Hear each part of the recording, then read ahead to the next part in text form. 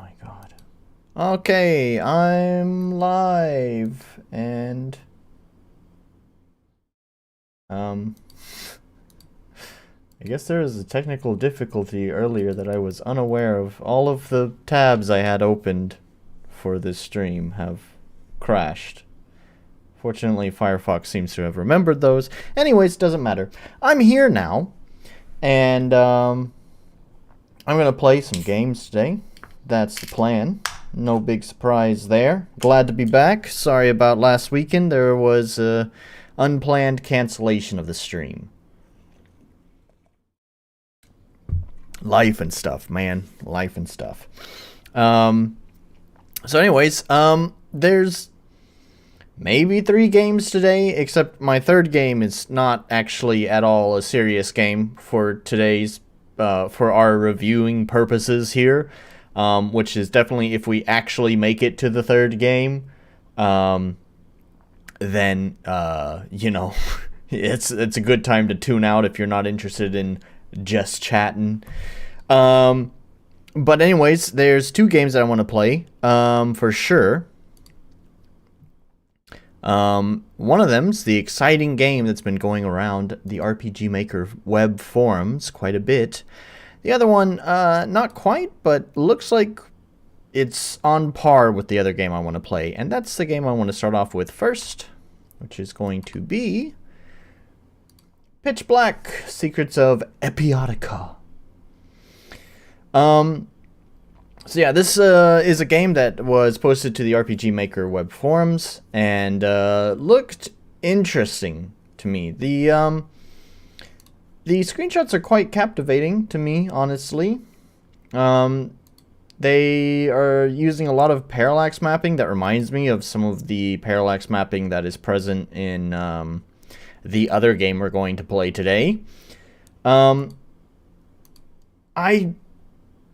don't know if I'm a fan. I do like it, and sometimes I don't. Sometimes it looks like way too overcooked for me. Anyways, we'll talk about that later. This is all judged off of screenshots. Anyways, they have some nice pixel art. Looks very influenced by some of those recent Square games that are like throwbacks to old classic RPGs. I think we call those, I think they're Octopath, those ones. They have like that tilt shift effect. You could see that in this this right here, this screenshot. Yeah. Anyways, let's go ahead and play it instead of just chatting about it. Dive right on into it. It launched on the wrong window. There we go. English. That's quite loud, huh? How is it for you guys? I can't see the meter.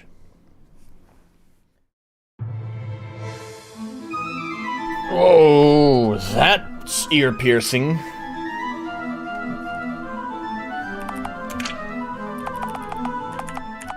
Okay, that's needs to go down.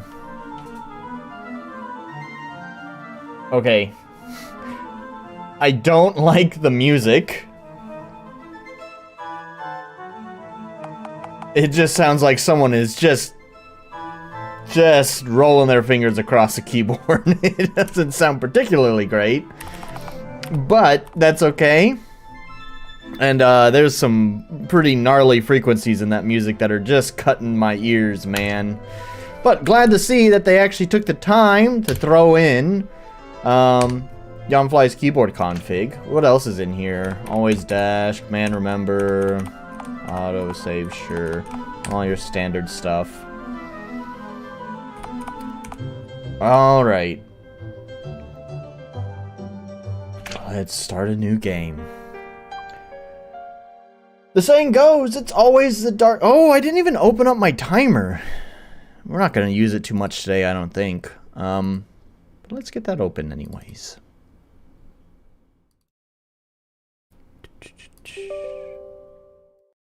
Yes.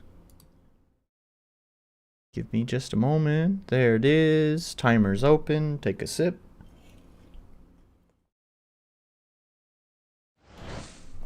It's always darkest before the dawn. But flying over the night city, you realize another thing. Those who vehemently strive after the light hide the darkest secrets.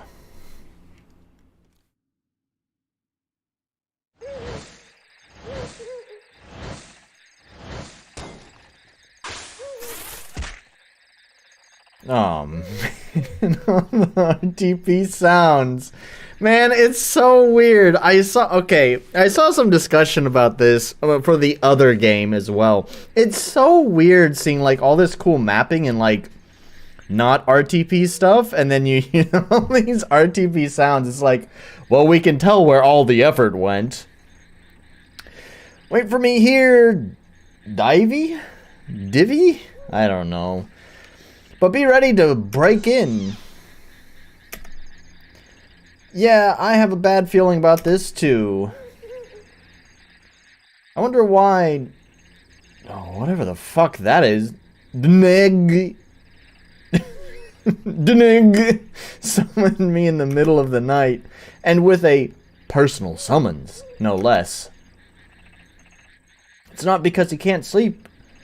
And have no one to talk to, I hope. I like that oh, you can't even see it. Oh, man. Alright, I'm gonna move my head up here. Let's move it up there. Probably better up there. No, I like that disgusted, that disapproving look. Use directional keys. Now you can't see up. Where the fuck can I put my face? Here we go. I'll put it right here, kind of on top of chat. Oh, I think chat's gonna be on top of me. There you go. You guys get the chat on top of my face. I think it's gonna be hard to grab myself now, because I'll grab chat and who cares?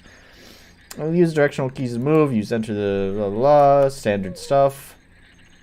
I to open inventory, J to open investigation journal, E to change equipment, or just set all the controls to your own taste. That's kind of weird. So it's kind of spread out all over the keyboard. I mean, that's kind of like very like MMO kind of thing. Like, you know, MMOs put like all of your different menus across all the keyboards, but it's just, you know, typically for single player games, you just have like a character menu that you can go through. New tasks, short summons. I know I paused the timer. I want to just take a look at this because I don't know if I'm really find the way to enter the summer residence. I just want to see if there's so here's items.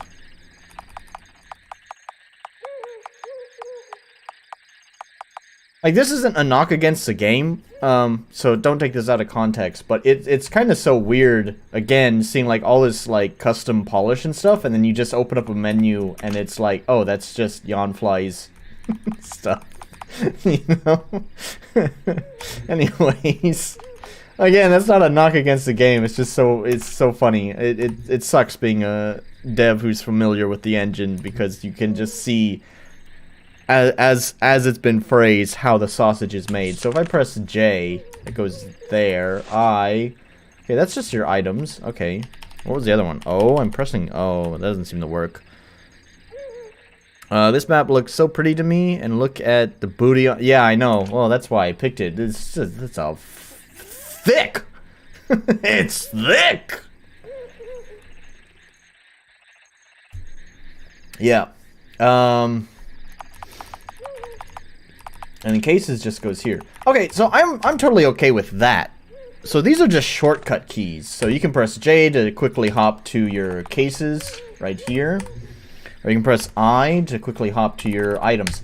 Hey, actually, I'm a fan of that if it's just a shortcut key, because I actually do that in my own game.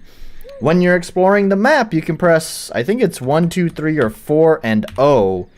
To open up like your items, your skills, your status. I don't remember what number 4 is, and then O is for options. No, Mr. Ryder. Oh, you wait. I think you can see it, Mr. Ryder. Mr. Ryder, it's not thick with a CK. What are you, a barbarian? It's thick with 2 C's. Thick. Alright. Anyways. Smoke is coming out of the big chimney, so Denigi is indeed awake at all this late hour. And all this late hour. Okay, well, I don't think English is their native language, so I guess we'll just have to excuse it. I got an IMBA, or is that an IMBA? International... I don't know. I was going to try to see if that was some sort of... I'm a little bit too tired, man. I'm not going to be firing off witty stuff today. I'm so exhausted. Face palming, you're so right. Thick cuckoo. Oh, they got a little camera zoom going on too. Man, I do that in my game as well. Like when you go to the insides, you kind of like cut the camera in a little bit. Very nice, nice touch. So quiet. Solved. Final. Okay, yeah. Talk to Denigi Pernini. Small bouquet of hibiscus flowers. Thanks. I see. There's like a little icon on it. Oh man, I didn't read that. No one will tell you where to press to open the right door. No one will wave a colored flag to show you the next target. You have to figure out how to move your own legs if you need to go right. If you don't want to get into trouble, you have to mind what you carry in your pockets. No one will do it for you. No one will explain the rules to you. This is life. A lazy mind makes it way shorter. Sure. So, it looks like there's like a little inspect icon on the things you can interact with. It's pretty nice. And it's pretty nice. And it looks like how they might be handling... Oh, maybe not. Never mind. Halt, who goes there? Did I allow you to open your mouth? What? I like the art. You know, it's pretty nice. It sort of strangely looks like it was a CG model that they just like put like a filter over. I don't know if that's just because of the style of how it's been rendered or if that is actually what they did. I mean, it's not a bad thing. It's just, again, it's just an observation is all that is. Use your head, you stupid mutt. Masters are not feeding you meat at all now, do they? What? Sorry, was that me just being tired and I didn't parse that correctly, or was that nonsense? Hey, we eat meat, 4 slices of veal steak garnished with rosemary and garlic per day. Is this a comedy game? And a glass of good grappa to boot. Huh? Another one speaks when not spoken to. I haven't even noticed you. You're gonna notice our blades, rogue. Nigigard appears. Fabio appears. The one in the beret wrapped his cloak around his arm. I bet he's planning some kind of trick. I should stop him and pull a feint before he does. Okay. I like the art. It's pretty nice. It sort of looks like...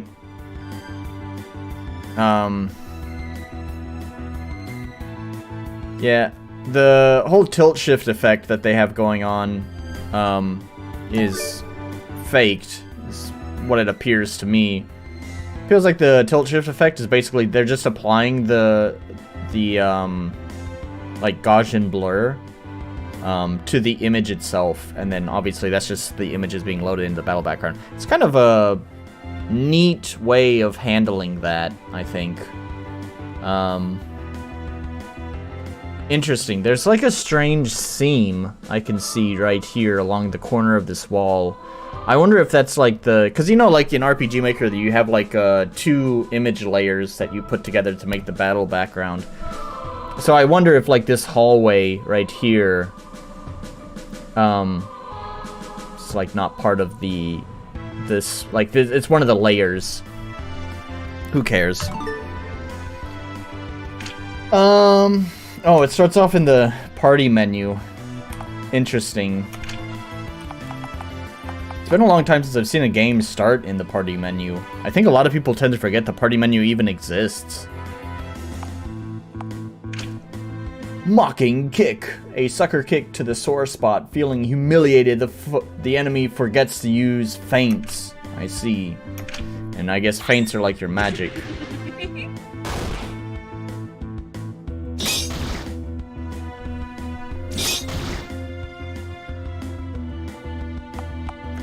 Oh man, it doesn't even remember the stay in the actor. It doesn't even stay in the actor command. Like, you have to choose the party command every time. I think that's just like default RPG Maker behavior. And honestly, I hate that because it just adds so much extra like menuing that you have to do. And menuing is the slowest part of JRPGs. I am doing my best to like make a conceited effort. My hope is as long as my circumstances improve, to,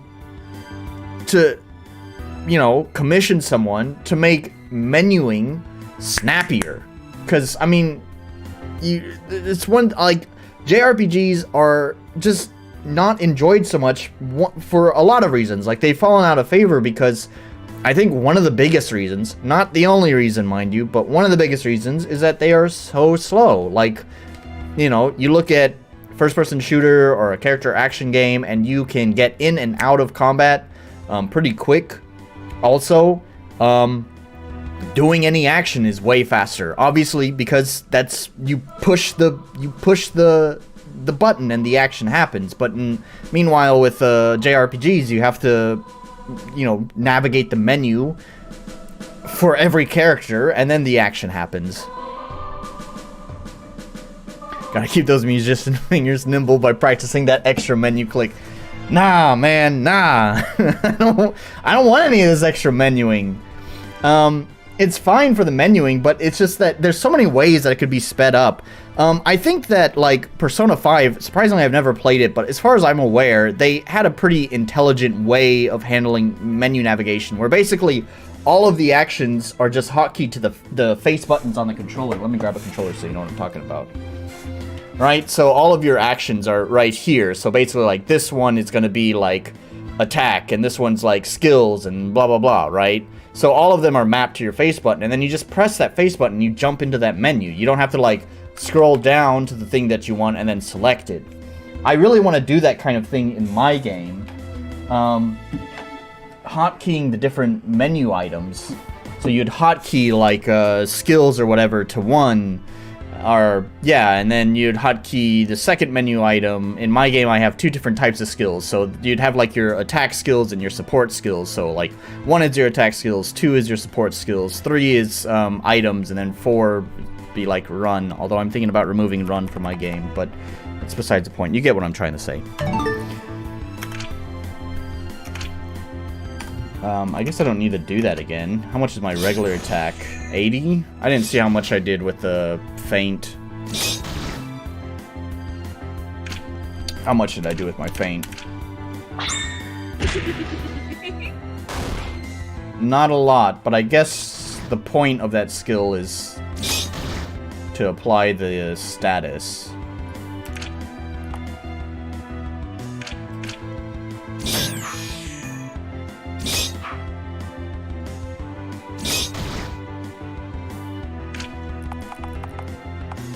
Bestiaries? Can I just... IV... Oh. What is that? Is that your FP? Your friend power? I don't know what FP is.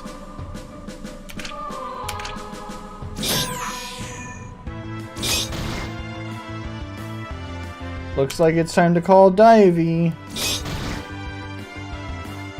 But, oh man, I didn't mean to do that. I wish it didn't bring me to the party window, man.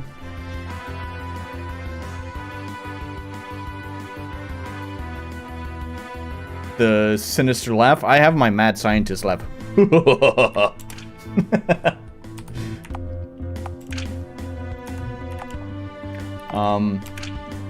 weird that they call it bestiary. Because usually that's in terms of, like, your Beast Dictionary. Bestiary. That's 28. I don't have 28. Is that CP? I guess that's CP. I don't like having to say those two letters together. Because YouTube is going to think it's something else. I have deliberately avoided that abbreviation of characters in my game.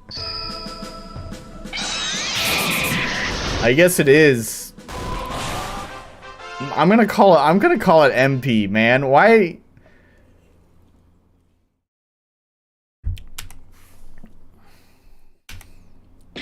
Why do they gotta use that?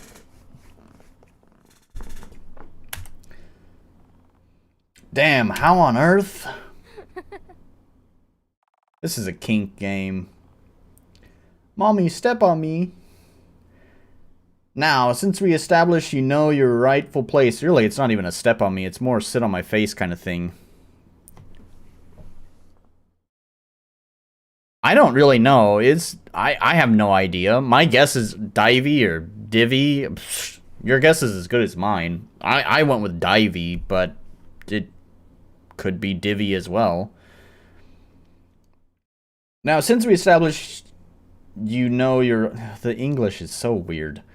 Now since we established you know your rightful place, you'd better keep it to save whatever remains of your face. Yes, I will keep my face so that you can sit on it. Fabio, we're in trouble. Look at her armor. She's one of the Lilin. Oh, so your brain still works, and the steak wasn't for nothing after all, eh? Forgive us, m'lady. The Lilin, how can you prove it, woman? I wonder. Maybe by having you grovel at my feet, beaten like a rented mule you are. Bat dives down. Totally makes sense for a divey. Yeah. But given the quality of the translation, I'm not sure if the dev is able to make those kind of puns. Not that that's like a really particularly deep cut pun, but I mean, you know, it still seems like I'm feeling like maybe the translation is machine translated. Then again, I don't know. There's not really, I don't know. Fabio, you fool, don't provoke her. Nonsense. If you're the Knight Rider and serve the Denegi as we do, why didn't you use the front door and barge in through the window like a thief? Psh, only men come from below and climb the stairs. Okay, what? The Knight Riders descend from the sky. It's so fucking literal, man. Make everyone bite the dust. I can't tell. Is this game supposed to be a comedy? That's the thing. Is like it's got this kind of like gothic and dark and somewhat like serious aesthetic to it, but then also there's kind of like this gesture. Oh my god, that's wrong. Jester. There we go. This like jester kind of aesthetic and color palette to it. Which kind of gives me like, oh, maybe it is a comedy, I guess, because gestures are funny, right? But also sometimes, I don't know, it's so, I can't get a read on the tone of this game.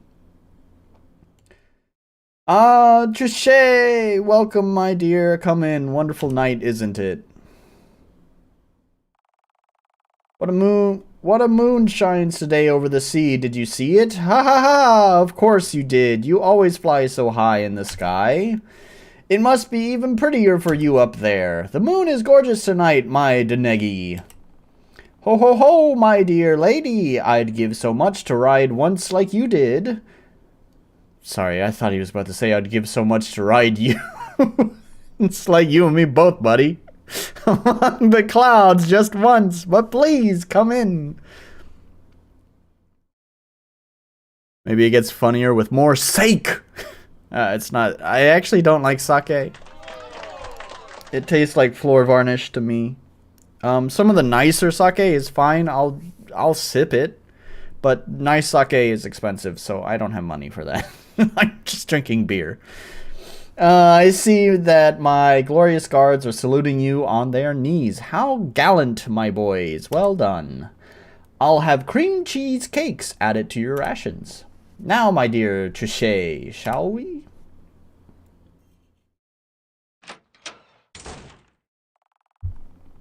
Guess we'll have to postpone the execution for now, but don't you worry. You'll get it. Ease up on the cakes, eat more meat instead. Oh, in the meantime, as a punishment for your ignorance and poor fighting skills, you will bleat like sheep every time I pass by. Got it? No way. Shut up, Fabio. Yes, yes, milady, we heard you loud and clear. Talk to Denegi Pernini. That was actually, I just noticed that looked like an MV. Oh. Oh, I get it. Haha, you're gonna beg like a sheep, and so that's kind of a funny little touch, but yeah. Yeah, so just another funny observation I noticed there. I'm pretty sure this is an MV game. Because first of all, it looked like sprites for the attacks, but never mind that. Looking at the files themselves, it's packaged like an MV game.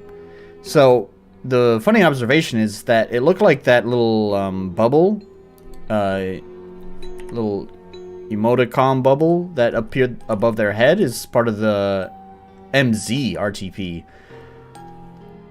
So I guess maybe they purchased MZ and just used some of its RTP assets. Prior to that fight, I was going to make a point about these little icons that appear. At first, I didn't notice that they actually do appear. I thought they were just there by default. And I thought this was actually a pretty ingenious way of showing interactable things.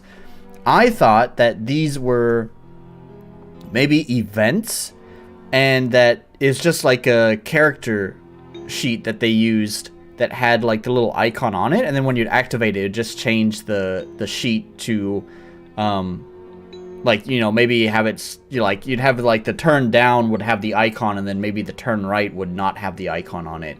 So that way, after you interact with it, it removes the icon. And that would be a pretty ingenious way of showing what you can or cannot interact with without even needing plugins. However, I realize now that it does actually appear when you get close to it, which is interesting. So, I guess that's probably is a plugin. Anyways, let's keep going. Yeah, sheep noises. Can you play the piano? The music sheet and the lyrics of the famous Tarantula by... Sure. What is this super fucking MIDI music? What? Yes, it's all coming back to me. I'll take the sheet music. Why do I want the sheet music, though? Why can I observe that? I can't seem to interact... Oh, there we go.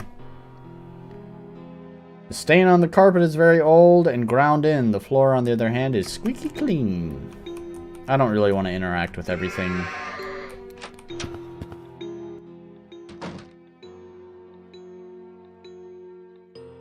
Is that the, like, show where you're supposed to go? No. What? That was a weird little arrow icon. Why did it show that? Help yourself, Lady Trichet, please. Wine, food, books. Writing a noctula must be very exhausting, I presume. I don't know about you. I personally quite enjoy having a nice midnight snack. I summoned you regarding an urgent matter, but we shouldn't address it on an empty stomach. But then again, looking into the matter may make one's stomach quite upset, if you know what I mean. I don't want more dialogue, if I'm being honest. Pretty much. Me and my stomach are already excited.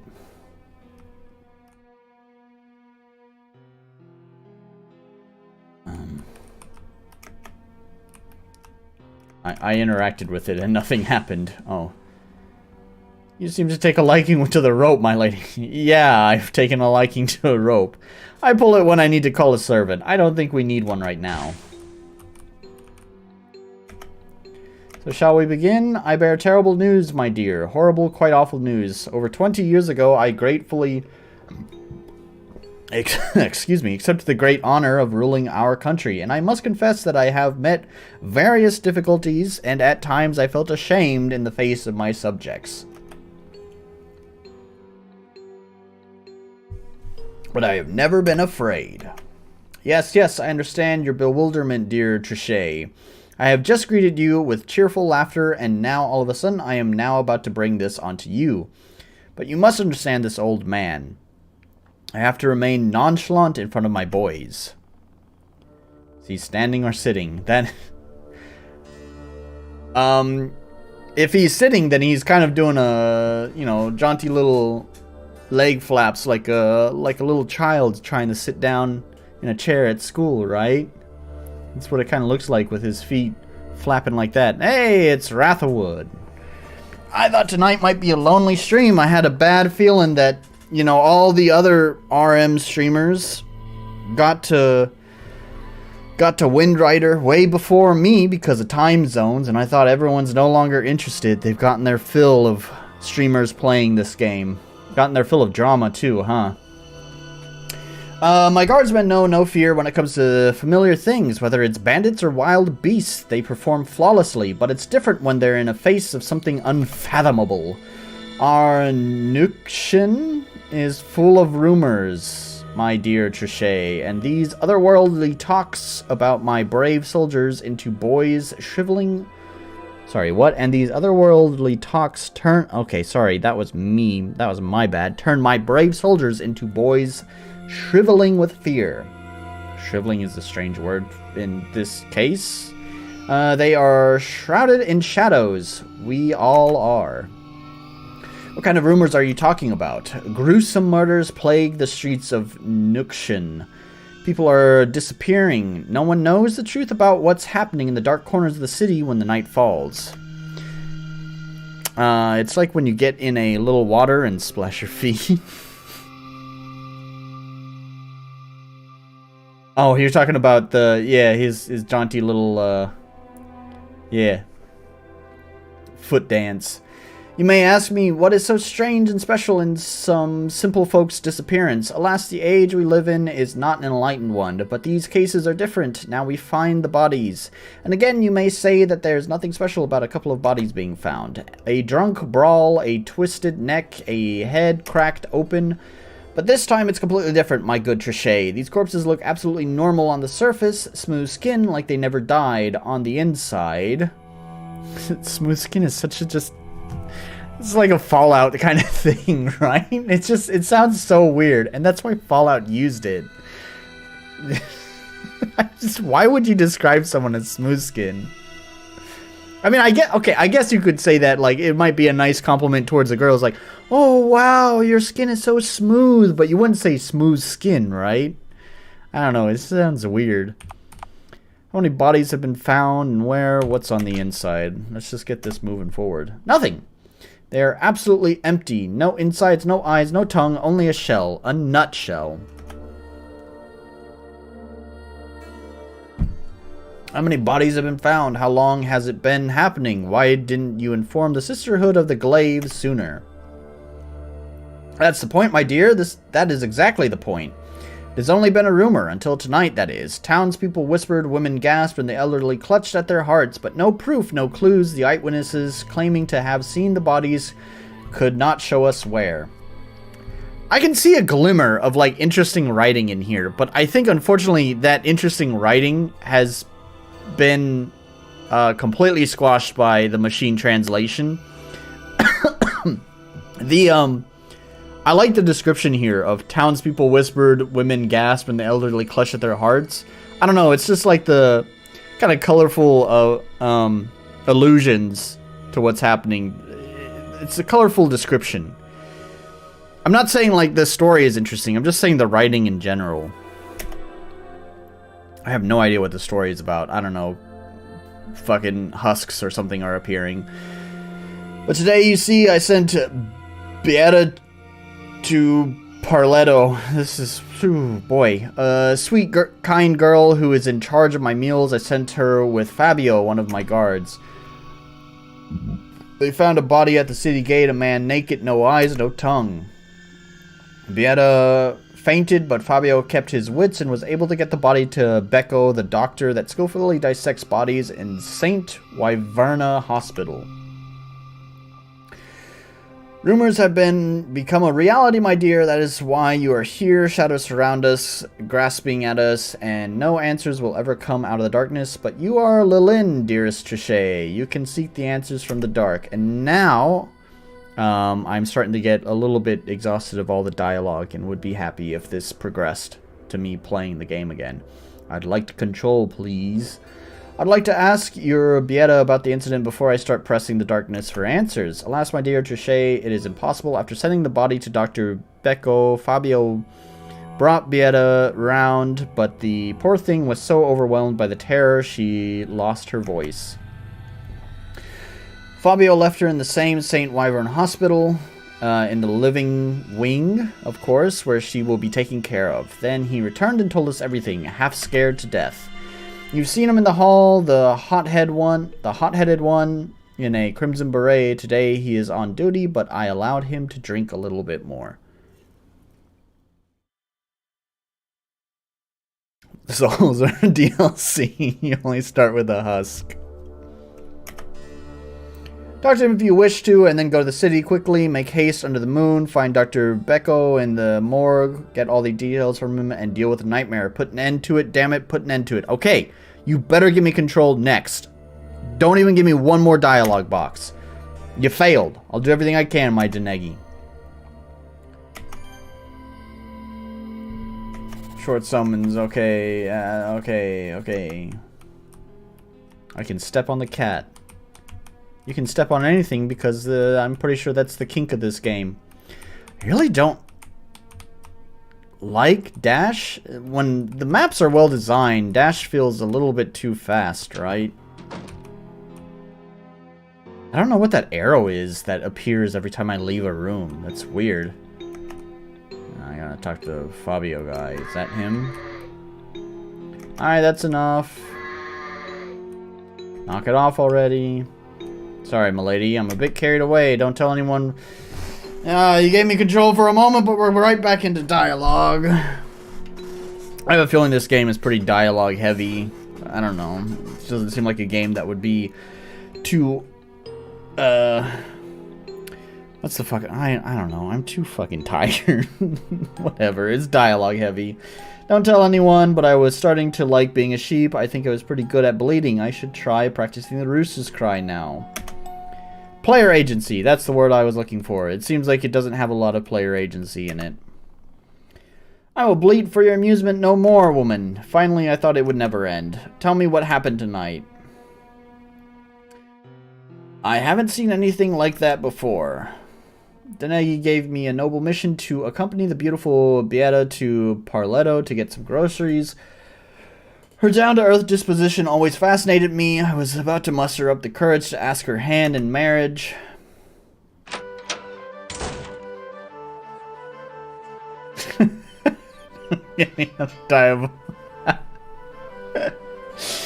I know. I'll make some adjustments, man. And then we can go to Fabio. Oh, did it go well? Yes, Fabio, I'll make the best dinner in the world. Beata is an excellent cook. Every woman should be able to cook, but not everyone can. Is that so? It is indeed. That's why I want to marry her. She's so humble yet cheerful and is always kind. Beata, yes, Fabio. Oh, this is a flashback, isn't it? Also, I don't know if you can see this. You can kind of see it, at least in OBS, so you can probably see this on the stream. It seems like they've used a picture to apply this vignette, the darkening around the corners. But it seems like it's not quite aligned with the screen because the bottom of the screen down here doesn't have the vignette. And then the more difficult area for you guys to see, I don't really see it on OBS. But I definitely see it on my screen. It's like right here at the right side, the like last pixel maybe doesn't have the vignette applied to it either. It's unfortunate when you're using like a darkening vignette like that. It's very obvious where it's not, because obviously it's dark here and then suddenly there's a line of brightness, right? I'm sure the dinner will be great. You sure are a heartthrob, Fabio. Am I playing as... Well, at least I get to do something. Have you heard about Parishellas? What do you mean? A wave came from midnight, tall like a mountain. No, like 3 mountains, and sunk all islands. I'm telling you, Malen, it's completely smudged with only ghosts roaming around. Okay, I don't care. How dare they speak so frivolously about their ruler? Don't you dare badmouth our beloved Denegi Panini. Yeah, sure, Panini. We'll go with that. He's a great man. Under his rule, even the beer in the tap house is so good you want to drown in it. And no one's starving either. Don't tell me what I can say and what I don't. I have the right. Go be an arse somewhere else. Do you see those speakers' barrels? I'm going to put you in a barrel. I've had enough. Sure, intervene. Does that mean I get the fight?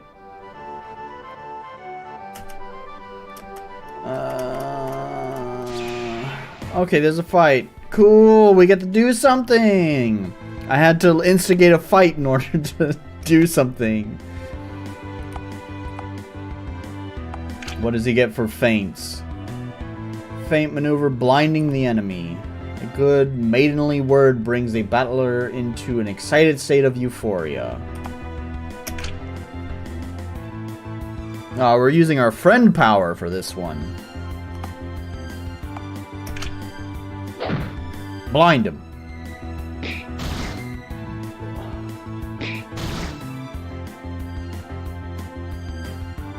Oh. Am I fucked? I guess I'm fucked.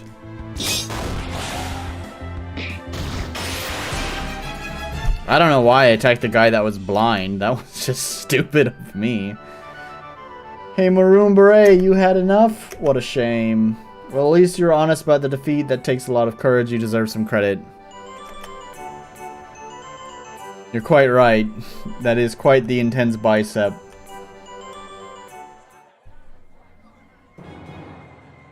What the fuck is going on with the leg there? Do I need to censor this? I feel like YouTube's gonna misinterpret what this is. He was lying there. He hadn't even left Parletto yet, and he was lying under the fence. I thought he was just another drunk, a pariah, a lost man, but he had no clothes on, as if he had just been washed. So clean, like an aristocrat, not a drunkard. Beata squealed, but I moved closer. How could I not? I am a servant of the law, right? So I went over and told her all confident and manly like, "Stay there, Beata. I got this. Don't come any closer," I said. And I walked over, and there was this naked man under the fence, and all clean, and he was like, that's what that's the mood I'm getting from this. Like man, I went over there, and like she like told me like she's like all confident and like manly like, and like, "Stay there, Beata. Like, I got this, man. You don't come any closer," I said. Like, you know, like, and like, I walked over, and like, there was this like naked man like under the fence, like, you know, like all clean, like, you know, he was like, I don't know how you knew, but it was like just like a shell, you know. Oh, now that I look at it, it seems like he is still holding on to the railing. Oh, yeah, he is. I don't know, take him home. The skin stretched over the bones, pure skin like an aristocrat's, and beneath it was nothingness, darkness. It would be nice if we could actually see that in this picture. Like, this is your chance to show that. If this is like your driving point of the game, right? This is like your main... So far, this seems like the main story beat, right? Like, you have these husks that are appearing. And we don't get to see... Like, this just looks like a dead guy with flowers on him. He doesn't look like a husk. This was like your chance to introduce us to that. And you squandered it. You squandered it, man. You should have showed us that it was a husk. Like, show us the vacant void under the flesh. No eyes, no tongue, an empty mouth. You could even have like a stab wound where maybe someone vandalized the corpse and you just see like black or something. I don't fucking know, but like this was your chance. And it's not selling me on it. And flowers are coming out of everywhere. His ears, his mouth, his eyes. He had no eyes. Well, I wouldn't know. He has flowers on them.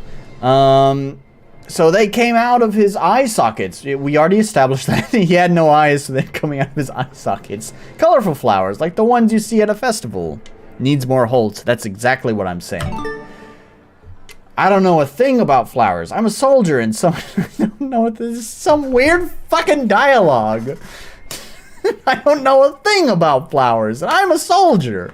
And somehow I had the thought, I still remember it very well, that Beata must know about... And there's this corpse here, and, well, you know flowers, right? Like, who cares about the corpse? Like, is that a hibiscus? Is that a lily? Is that a morning glory? I don't fucking know, man. You're a girl. You know flowers. Like, I'm more wrapped up on the fact that it's a flower. And Beata's like... squealing because it's like, it's a fucking corpse and you're going on about flowers. Why are you talking about flowers?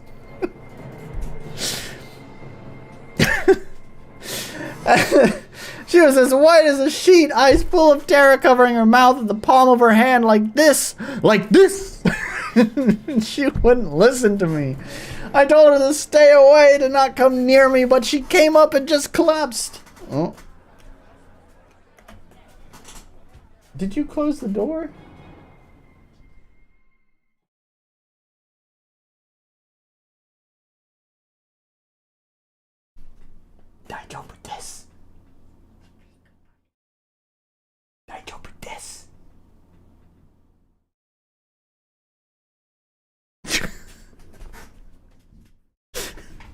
I have been told that I am too loud.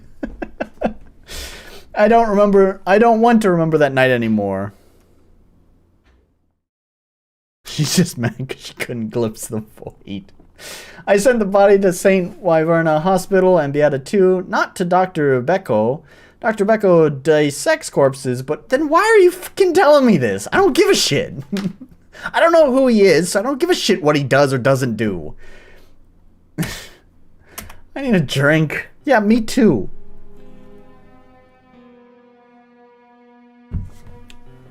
Were there any weapon marks on the body? Any idea how he was killed? I was too frightened, too preoccupied with my dear Beata feigning. Wonderful, Fabio. But no, he was so smooth and clean. Such a weird description. No wounds, nothing, and there was no blood, just petals. Petals. Please, give me my wine back. I'm gonna keep it. Let me think. No. You said the body was lying near the entrance of Parletto. He wasn't there when you entered the city. We gotta meet Dr. Becco for sure. No. Are you sure? Absolutely. You can't walk past such a hideous sight and not notice it.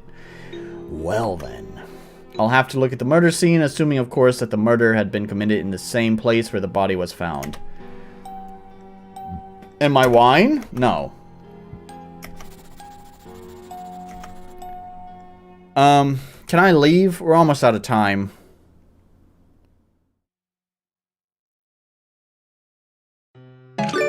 Yeah, I mean, I don't know. I'm glad that at least they let me play the flashback, because otherwise, once again, there would be no player agency in this whatsoever. Things would just unfold whether you did something or not. At least there was some interaction you could do, such as, you know, doing that fight, and you could lose the fight and it wasn't just a game over. Obviously, since he was telling the story, it would, I mean, it makes sense in game logic if you needed to reset, but I'm glad they didn't go that way. That would be the lazy way of doing it. I'm glad that they actually made a fail state for losing that fight. So yeah, I do like that touch. You were right about that, Mr. Ryder. I don't know. I would just like to play the game proper, though. Like, I just want to get to the mystery. And that's one of the things I wanted to bring up is why I don't think there's a lot of player agency in this. It's probably the wrong type of game for me.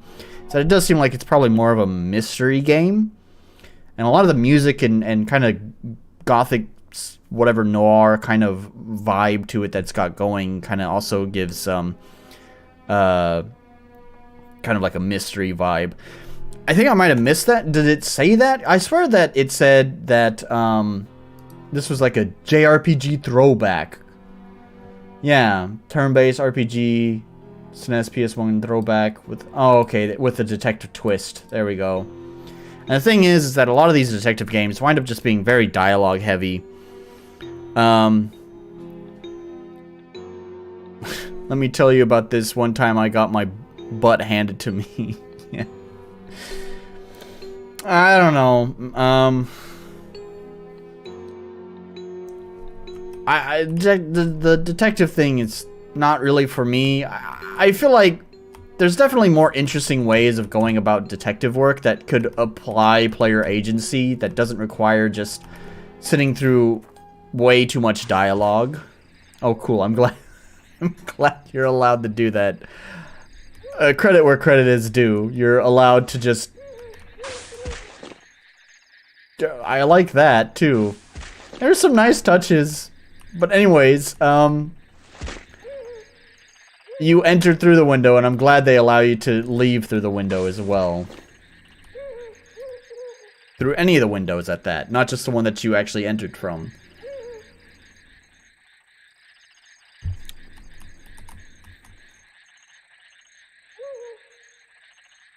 Some fast-moving birds.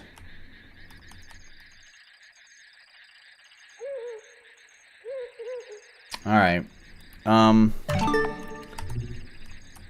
Probably gonna run out of time. But let's go see if we can't see the town. Oh no, what the f is this? It's just your RTP music. Are these bad guys? Who's coming? The Lord of Pea Fields.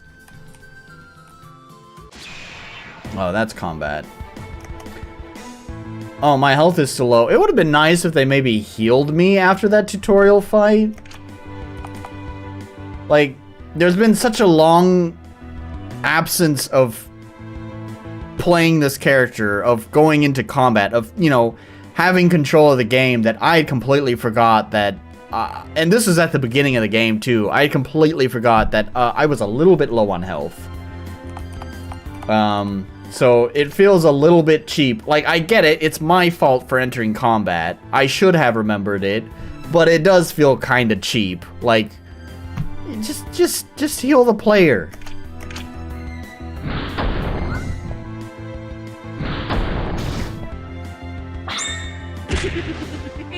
I don't think they're carrying birds' nests. They're like carrying happy moons? What are they called? Corvini? Yeah, I don't know. I just realized I used the feint on him and it doesn't do that much damage. I'm fucked anyways. I guess I could run, but let's just see what happens when I die. Or I might just win if it just does dumb attacks like that. I don't know what that is. Oh, just auto attack. That's fine. That's what I was gonna do anyways. There we go. I'm dead. Oh, there's no death animation? Come on. Oh, and it just goes to the game over screen. And they just pitch, like, it's so weird the stuff that they pitch up or down. Alright, if I continue, it's just an autosave. Yeah, so where's that autosave at? On the map load. That would make sense. Yeah, I'm done with that. Alright, let's give it a grade. Yeah, polish is no. I'll give it the point for accessibility because it actually has rebindable keys. Clarity. I'm kind of iffy on the clarity. I understood what to do during that, but it was not presented very well. Like, it just kind of dumped the keys that you could press, and they were hotkeys too. It didn't just say you could access those things from the menu. That was one thing that sticks out in my mind. At the very beginning of the game, you know, it says, like, oh, here's the tutorial, press this key to do this, press this key to do that. And it just tells you, like, press J, I, and one other button to access these menus, when all of those menus could be accessed from the character menu. So, I mean, it would have been nice if they had at least said, or you can access these menus from the character menu or something like that. But then also, you know, like, there wasn't a lot of description provided for, like, the different states. That's fine. Sometimes you have to figure that stuff out on your own, but I don't know. It just, I don't know. I'm going to give it the point anyways. Like I said, I understood what to do. Yeah, I understood that much. That's for sure. Balance. I'm going to give it a 0 because it didn't heal my character, so it feels unfair going into an area where you can fight but you haven't been healed yet. It definitely has a unique identity. I don't know what that identity is though. It feels like it has a little bit of an identity crisis to me from the vibe that I got from those 35 minutes I get. Basically 37 minutes I gave it. I couldn't get a read on what kind of tone it was going for, because sometimes it was just really funny, but at other times it felt like it was trying to be serious, and I have no idea what it was trying to go for. Yeah, and it seems like a pretty state-heavy game. So, yeah, I don't know. It got a 4, which is actually not bad on my scale here. 4 is better than a lot. So I guess not bad. If I saw, the question is, like, would I see myself playing it ever in the future? Like, definitely 100% for sure. I'm not going to be playing that anymore, but that's also because I'm kind of busy with, like, you know, developing my own game as well as, you know, trying to get my life together. So, you know, definitely not. But if I were in a better state and I wasn't busy developing a game, would I play it? That's the thing. I don't think so. It might be. It's got my attention. It might be a game that I would come back to when it was actually a final release version. But as a demo version, I don't think I'd want to experience much more of it. I think I got my taste of what's on offer. So, yeah, with that being said, what I'd like to do real fast, I would like to go into a just chatting section before we get to the real meat and potatoes of today, the reason why I know Mr. Ryder is here. But before we get into that, I kind of need to pee, so I'm going to go ahead and throw on some tunes. I'm going to go pee, and I don't know, we'll reconvene in just a couple of minutes and do a just chatting section, talking about some drama as usual. The question is, what song are we going to listen to? Lots of people like this one. Let's do this one.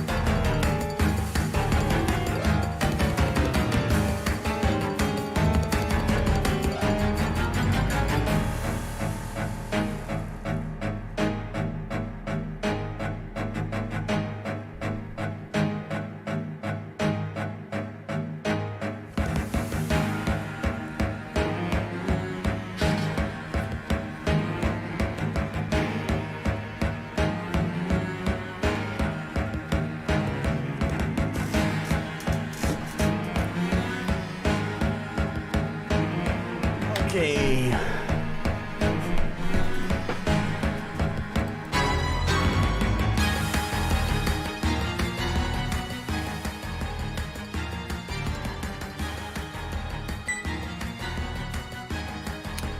All right.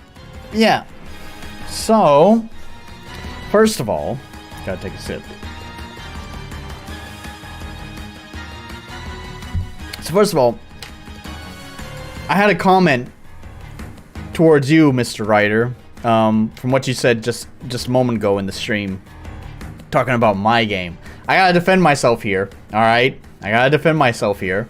I know, there's a lot of dialogue in my game, but first of all, two things. One of them, I do need to adjust. Totally a real point.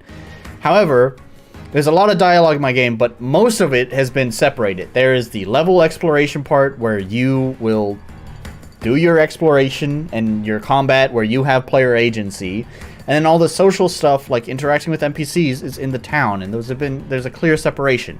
However, you do have a good point that there's a lot of dialogue whenever you're entering a level. There is always an introduction to that level, and that level, that dialogue that happens during the introduction is mandatory. All the social interactions in the town are totally optional. If you don't want to be bombarded by text boxes, you don't have to interact with those folks at all. It's not a requirement. However, the text boxes that you'll experience upon entering a level, yes, you are right. There's maybe too many text boxes, and maybe when introducing a level, I will be mindful of the number of text boxes you are forced to read. Because that is not the social section of the game. That is the run around and kill stuff and explore things section of the game. And I don't want to impede that. Anyways, okay, now with that out of the way, yeah, so I guess totally mandatory. I just couldn't get enough of the sound effects when the dialogue box would pop up. I don't know if you're being sarcastic there or not.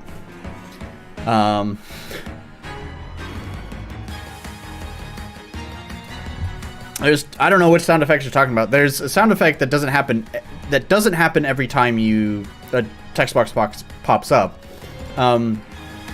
There's a sound effect that indicates who is speaking. And that sound effect only plays whenever it changes speakers. So, you know, it'll play once when Fidel starts speaking, and then if Fidel has 3 text boxes, it will never play except for the first text box. And when it switches over to the next speaker, then it'll play their sound effect. So, slow down. But then there's also the little message box change, which is a little ding, which that plays every time. So, anyways. Yeah, so there was, I guess, sort of a drama that I guess I wanted to talk about. This is actually concerning Mr. Ryder here in the chat. You know, reviewing games is always tough, and being someone who's released a game, it's also always tough. Fashionably late. Hey, that's the person I was just about to start talking about. All right, here's the drama to just explain it to anyone who's not familiar. Which I don't think that would be anyone. Maybe some of the archive watchers might be familiar, but you know, this game, which by the way, Mr. Ryder, you should be proud of yourself, and I think you are. Your game is clearly getting a lot of attention. A lot of people were interested in it. I don't think you're at all upset or hurt or offended.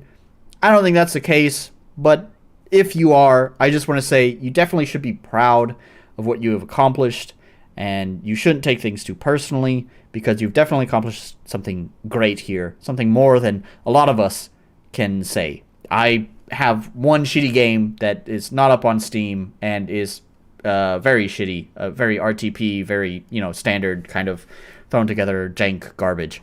You actually have a proper full game that is complete. Yeah, so congratulations, for sure. So that being said, we had Mr. Orc, who is here in the chat, who has his very unique style of reviewing games. And I kind of get people's frustration with Mr. Orc. So before I dive into that, I was trying to give a summary for the people who are not informed. Basically, Mr. Orc did a stream of Ryder and nitpicked the hell out of it.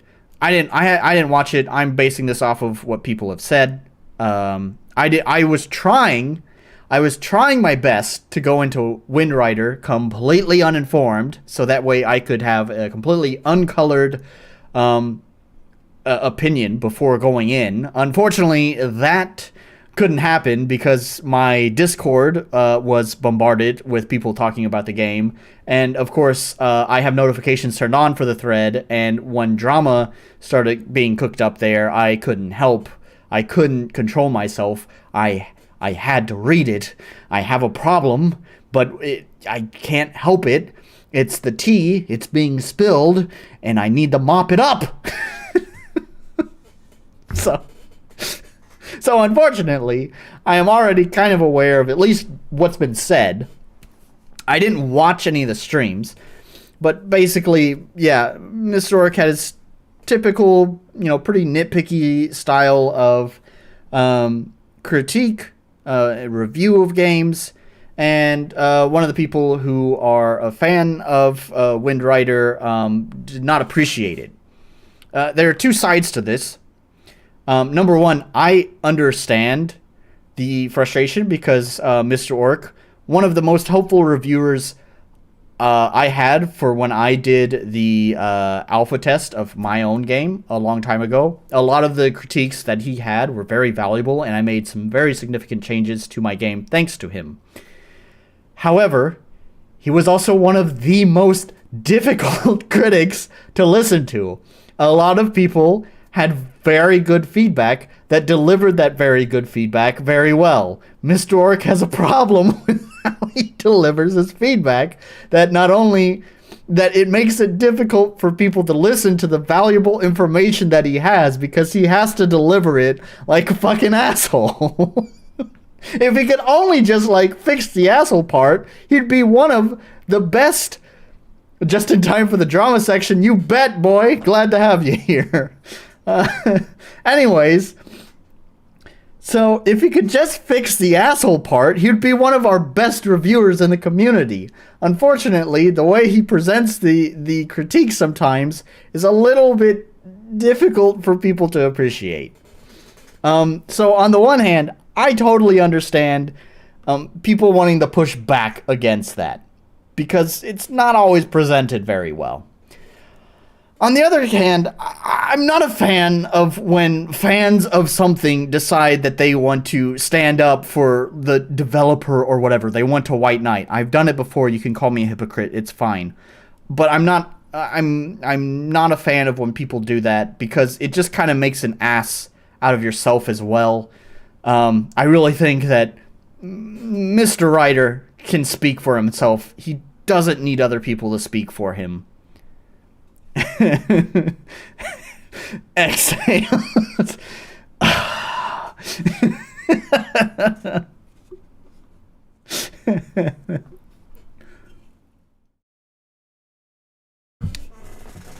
So, and because I think because of the way that the feedback was presented, the other guy really just he wanted the pushback because he's a fan of the game. He's a fan of Mr. Ryder. And so he felt compelled that it's like he's defending himself, because it seemed like he kind of took the response a little bit personal. I don't know, man. It's all stupid. We're all here just making games, trying to have fun.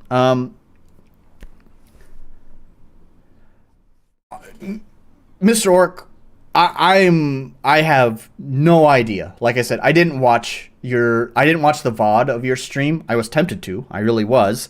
But I managed to control myself and not watch it. Just read the tea being spilled. That's all. That's all I did. I can only make a guess, and I'm making a guess based off of how you critiqued my game and how you've critiqued other games of how that went down. I could be completely wrong with my assumption. Well, if you're in a room with 99 beautiful women and one guy, and you focus on the one guy.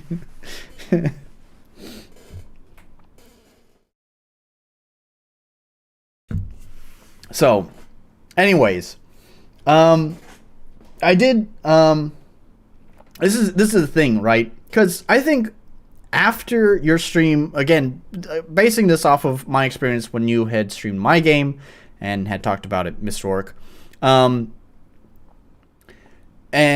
when you had streamed my game, what I recall is that almost the entire stream was like almost only the negative things. And it was only kind of later that you would actually say some nice things about like my mapping and whatever, like to me, like on Discord and whatever. And I think that's kind of where some people like can feel frustrated with it, is because you kind of have to balance out the bad with the good. And that's difficult, especially on a live stream. I really understand that because we don't have a script and we don't have an editor. So we can't like cut out things that maybe we don't agree with and we didn't phrase very well. And we don't have a script to help us phrase those things very well. You just kind of blurt out whatever's on the top of your mind, and you got to try your best to balance it naturally as the words come out of your mouth. And we tend to focus on the negative things more so than the positive things. It's just kind of human nature. Positive things is what we expect, so we don't really say anything about the things that we expect. We say things about the things that stand out, like the one guy in the 99 beautiful women. Yeah,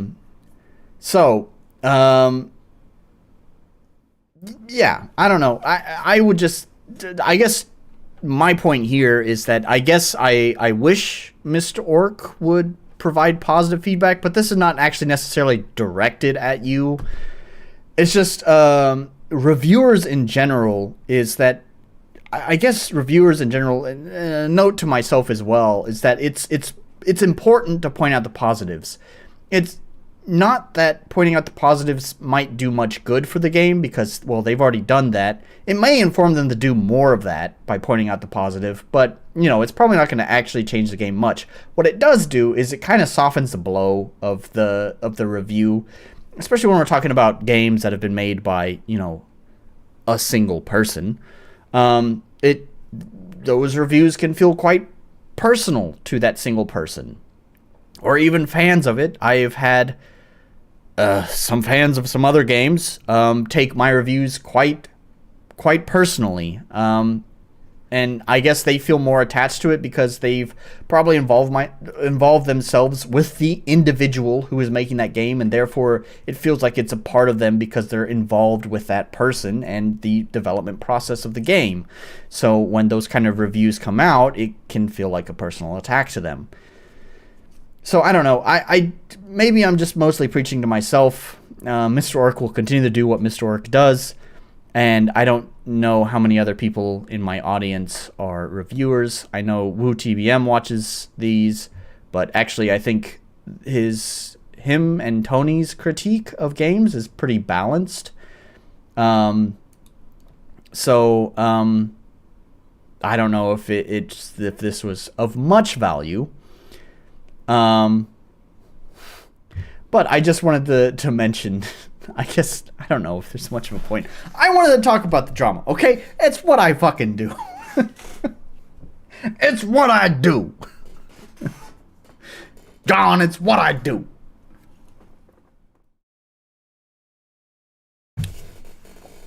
I can't really say much about the actual drama itself because it's all comments that Mr. Orc made and that people rebutted. There are some points here. Let's see, I have the page open right here, so you can see what I'm talking about.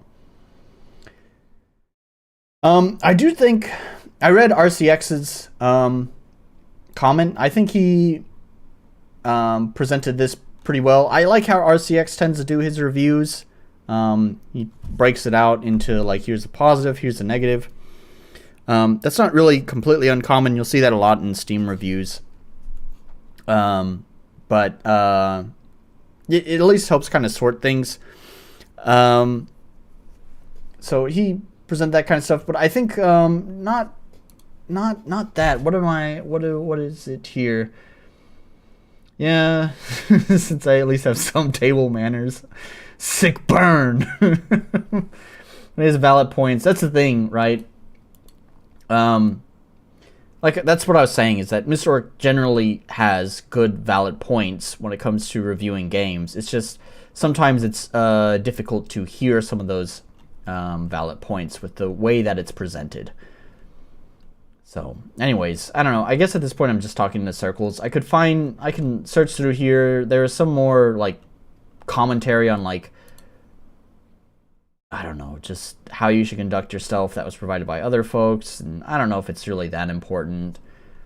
I think I made my point pretty clear.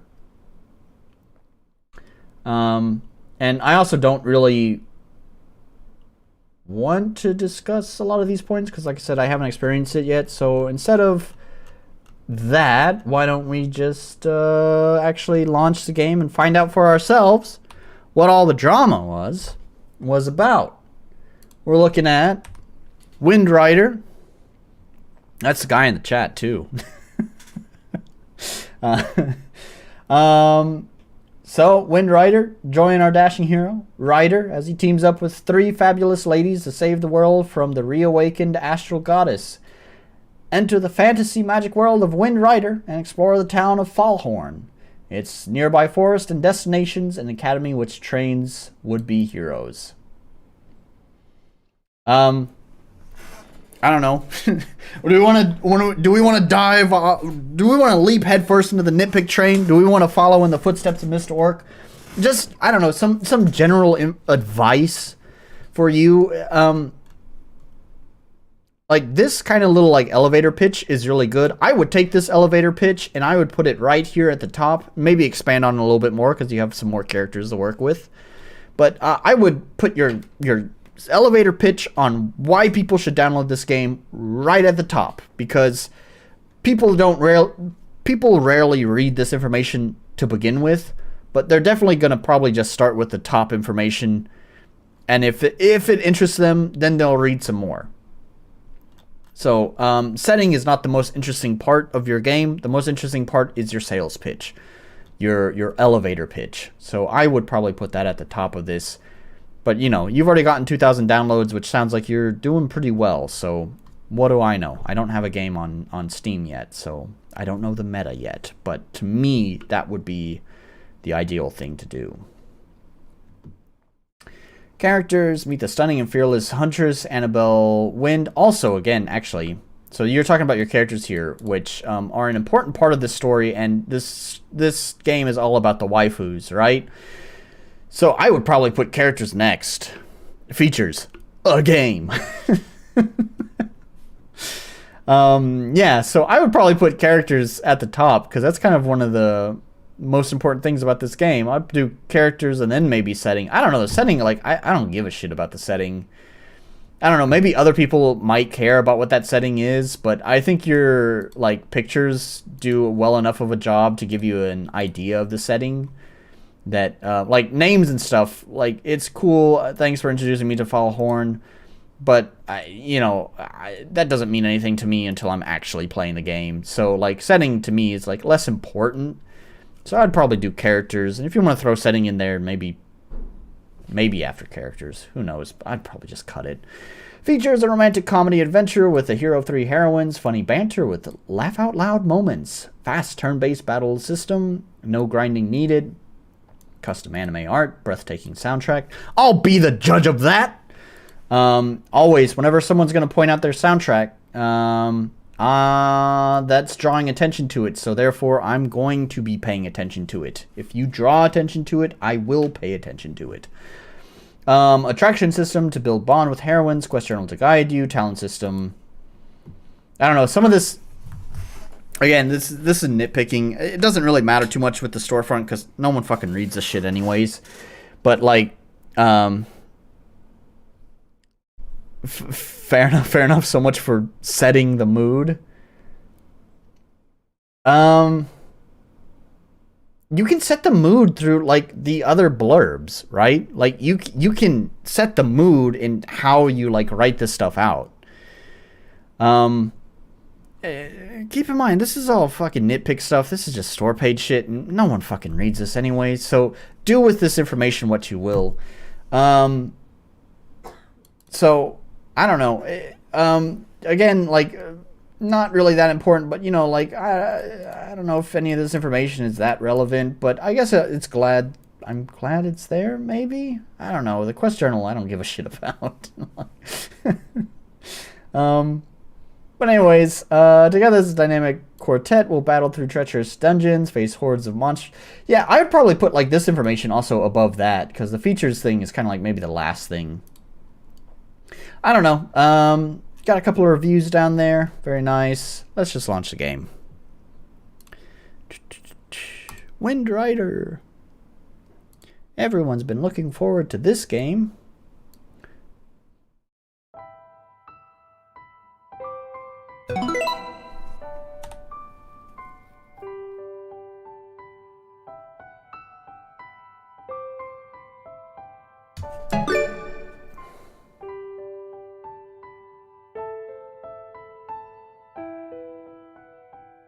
Piano's not bad.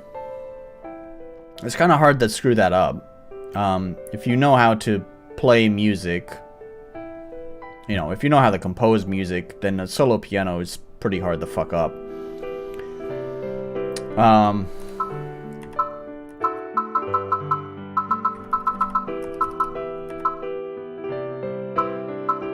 You know, I saw some people mentioning the RTP sounds. That doesn't sound RTP to me. It's a little bit harsh on my ears, though. How's the volume? Oh, it's a little bit loud.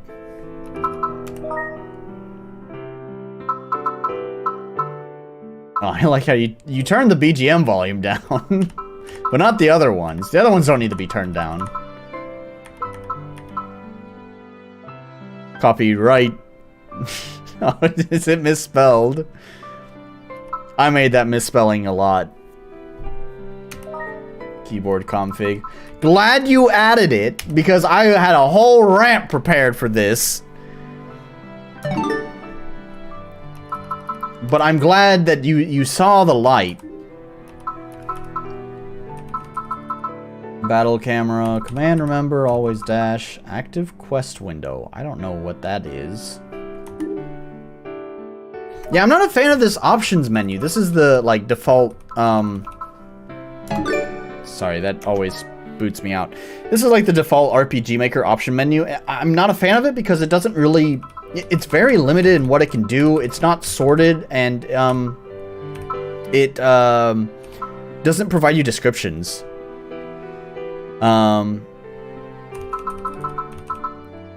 So, yeah, I'm not a fan of it. You do have Yonfly Options Core, which I would recommend using if you can use it. I don't know if you have access to it. It's also a little bit tough to set up the different options in it. It's a little bit complicated, but yeah, well, I mean, like, man, you're gonna make me go off on my rant anyways. Like, here's the thing. First of all, it's not even about WASD. I've seen this argument made a few times. It's like, oh, well, my game, like, I bound, I just went into the core script and added WASD, so you can use arrow keys or WASD. That's not the fucking point. The point of rebindable keys is that people can play the game comfortably. WASD and arrow keys probably make up like 90% of players, but there are still those 10% who have different keyboards or prefer different layouts, control methods, whatever.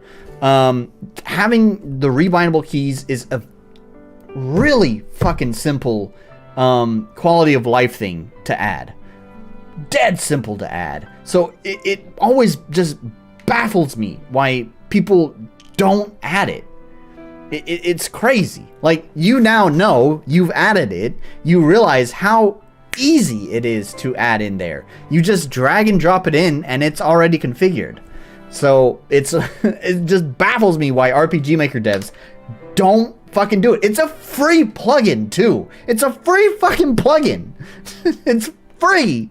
You drag and drop it in, and you turn it on, and it just works. It just works.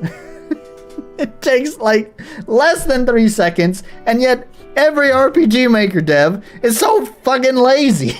They're like, nah, RPG players just like the arrow key, so who gives a shit about the WASD or other keyboard comps? Who gives a shit? Just do it. Anyways, sorry. Let's start the game. Also, I always have to point this out. This is definitely a nitpick. Don't take it too personally. But God, I get sick of just the random fucking particles floating in from the bottom left to the right. Sorry, that's the wrong way around. From the bottom right to the left side of the screen. Goddamn Mog's fucking plugin. Anyway, this is nitpick. Tired of seeing it.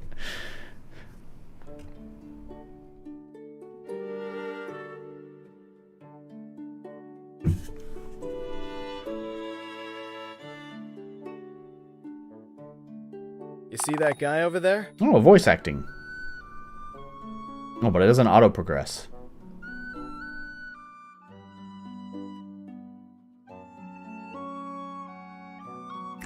And more particles. Got it. Spinning shit title screen. Make it spin.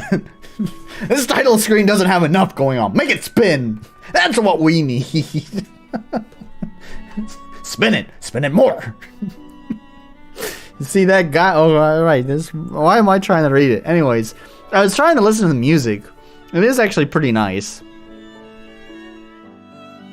Yeah. No, not the green one. The one chained to the wall. Yep, that's me. You're probably wondering how I got myself into this predicament. On the voice acting, though. Oh, it didn't progress the text box when I pushed that. Thank goodness. Yeah, on the voice acting, however, the microphone sounds really kind of thin. You really don't get a lot of the, like, body of the voice in there. I kind of want more, especially, like, out of a sexy man like this. I really want that, when you add that bass into the man's voice, it really makes it really sexy, you know? And I really kind of want to hear him, like, kind of kiss the mic so we get the kind of that more sultry kind of tone to the voice. But also, it just seems like it just didn't have very good mic discipline. Because there was a little bit of peaking in the mic as well. So the mic quality is not great, and there's peaking in the mic as well. You really shouldn't... whoever the voice actor is needs to apply a compressor while recording. So that, because our voices, like the way that we speak is very dynamic. Like our volumes like jump all over the place. So it can be tough to balance a microphone appropriately for our voices because of just how dynamic we speak. So that's why you would apply a compressor as you are recording to prevent clipping. Or just turn the microphone down, or the gain of the microphone down, but then you have to deal with raising the noise floor. If they have a nice little recording studio, then maybe that's not a big deal and they can do that. Well, it all started 1 week ago. No! We are not doing another one of your flashbacks!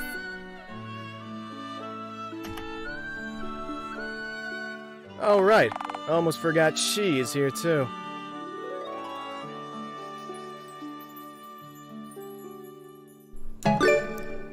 I think the stream should continue with Nolan doing the sultry deep voice because it sounded sexy as hell. Well, see, that's what happens when you know how to use a microphone very well. You can get some good ASMR in there.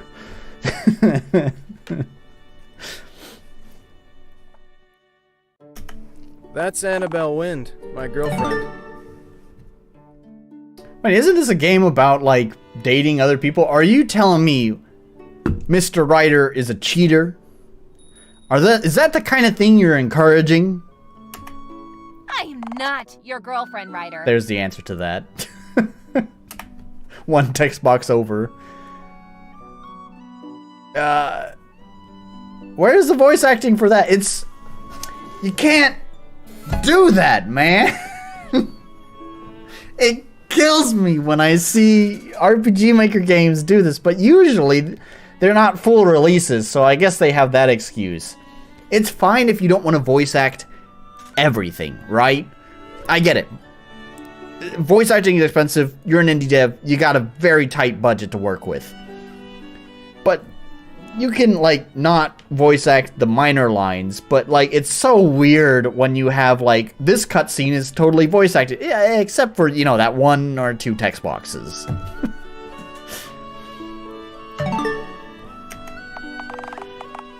Oh, and here too. No! You got us into this mess. You have to get us out. She sure is pretty when she's mad, huh? She sure is pretty when she's mad, huh?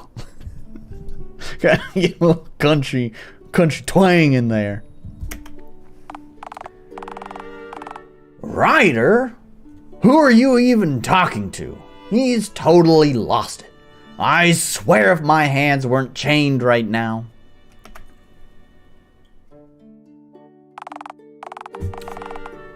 She does have a point, though. I gotta figure out how to get us out of here before the big guy shows up. And speak of the devil. Ryder, what are we gonna do? Give me a sec. Time to use my special skill to break these chains. Open the main menu. Tap screen with oh, okay, that's phone. I wish it would not shake the pictures while I'm trying to fucking read this. Skill, Ryder, engage, chain break. That's weird. You have a dedicated skill for this. But you got your fancy menus here. I've been jealous of these menus. You know, I'm so mixed on this. Oh, huh? Oh, it backed it out. I'm so mixed on this. Because on the one hand, I like your fancy menus, and of course, make it spin! Sorry, for the camera, it's that way. Make it spin! Not enough is going on. We gotta add some. I don't know, put a whirligoo over there. Yeah, and make it spin. Anyways, I'm so mixed on it because I like it, but also, you know, I was just saying the other day, I miss some of the like really utilitarian like UI designs. Like it's just no fluff, no frills. Like it just it does the job and has enough paint on it to not look completely horrendous. Not enough particles, agreed. But you know, it's nice. It's nice. It's very modern. Do you have to change anything on this? Yep, keyboard config thing. No. You don't have to. I have I did write a tutorial, and it's on the RPG Maker web forums. I do have a tutorial that you by default, yep, keyboard config, always starts with the arrow keys as the default control. And for whatever reason, it's such a weird omission from the plugin. There is no like plugin parameter. There is no parameter to change what the default starting layout is, whether it's WASD or arrow keys. It's such a weird omission. So I have a tutorial on how to change the default starting layout. So if you prefer your game to start with a WASD layout, there is a tutorial on how to do that I wrote. It's pretty simple. You just like open up the plugin and change like one line of code. So it's really easy. I did that for my own game. I wonder if Windrider even noticed I did that. Anyways. Let's see. We go to the skills. We gotta start the timer. And we select Ryder. And we select engage. Oh, you use engage too. Hey, buddy. I use engage in my game as well to describe aggressive attacks. Oh, we got those RTP sounds, huh? Wait, you could have done this the whole time? Look at those animations. Ryder, hurry up and uncuff me. You'll need my help. Change it yourself, then zip it with... You can do that. But you have to remember to do that every time. And in my game... Oh, now when I press that button, it progresses the text boxes, even though it didn't progress the text boxes before. Anyways, you can do that, but also if you're like me and have a lot of different options, it's tough to remember to set all of those things and make sure everything is set correctly. So maybe it's just better to have the game set whatever the default is and not have to worry about that. Ow, on second thought. Finally, why can't you take this long where it really matters? Say what? Why'd you do that? Why'd I do what? Add options? Like when you clean my dorm room or dust all those hard to reach spots. Just get ready, would you? The big guy is about to jump us. Oh, I'm out of beer.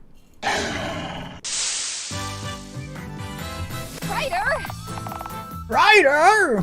You used to remember the combat basics we went over at the academy? Remind me. I thought as much. The top chart shows in which order each of us will perform our actions. Agility determines who gets to go first. Keep your eye on the chart and plan accordingly. Oh, the save this. Oh, damn it. Why does it start progressing the text boxes now? The save. The config file is just for the options. So, like, and I did actually do this when Mr. Windrider playtested my... Gosh, this is loud in my headphones. Mr. Ryder, actually, I had to do this for him because fucking Yonfly Options Core, I have to get this fixed, doesn't properly save defaults. Ryder, I just... Wrath, you kill me.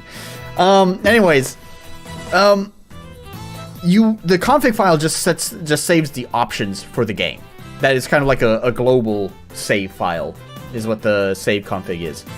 So you can basically go to the options, adjust them, like after you deploy the game. After you deploy the game, you launch the game, go to the options, change the settings, and then zip it up. And then you distribute that version that you've already kind of toyed around with the options. I had to do that for Mr. How does it not? It's a weird thing with Yonfly's option core. It doesn't do the proper like load. There's like load config, I think, and there's like default config or something like that. They don't work properly.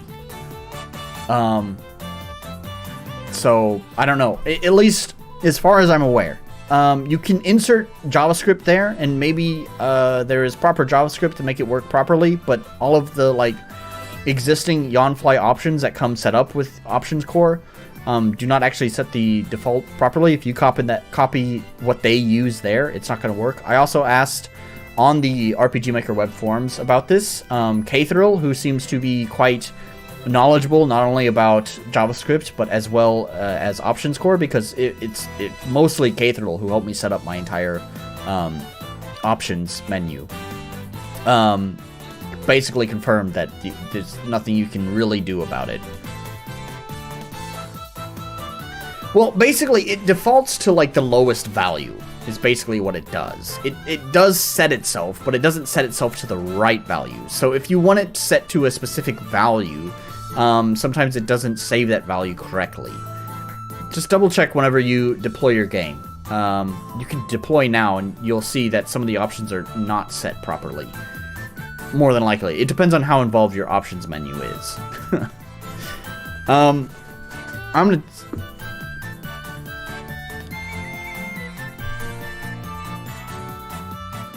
I don't know, man. I don't know. I'm not gonna spend too long talking about this, but since we've gone ahead and paused for just a moment, you guys continue to jam out to this, what is this? Violin and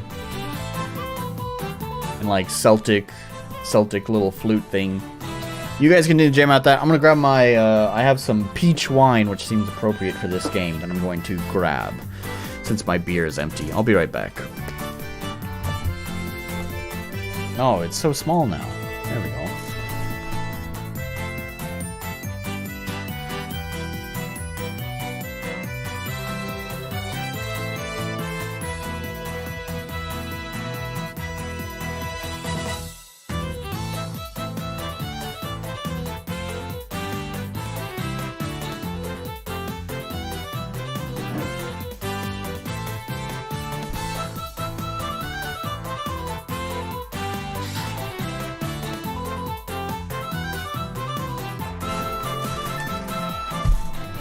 Okay, am I gonna be a fucking barbarian who just drinks straight from the bottle? You bet I am.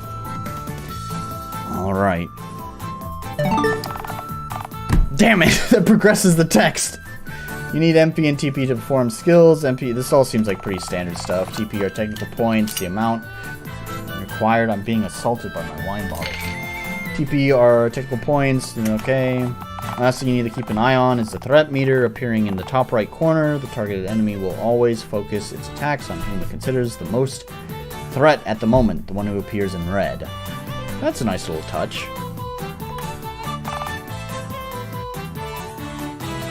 And that's it. I really don't like this wine, actually. It's some cheap garbage. It just tastes like fucking drinking liquid candy. It doesn't even really taste like wine.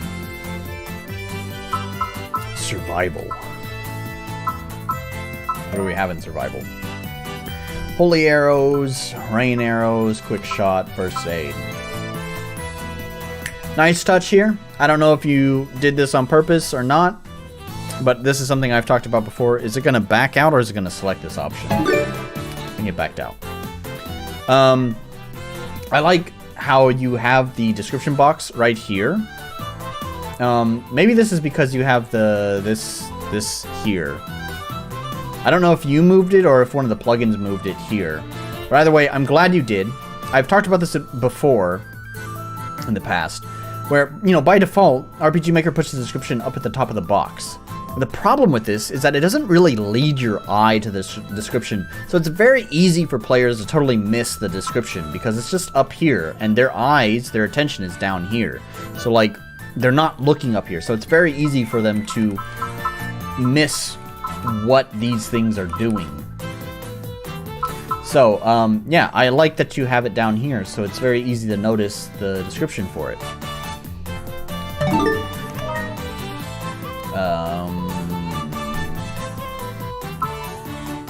It's weird that it says versus level 6. Like, what does that mean, though? Like, if you're versing a level 6 enemy, but how come... Like, I don't know, why don't you just put, like, the formula there? Why do you just say, like, at level 6, this is the kind of damage you'll do? Like, that doesn't mean anything to me right now, though. I don't fucking know what that means to me. I don't know, let's just try attack. It starts at level 7, interesting. So, wait, then what level am I? Holy arrow!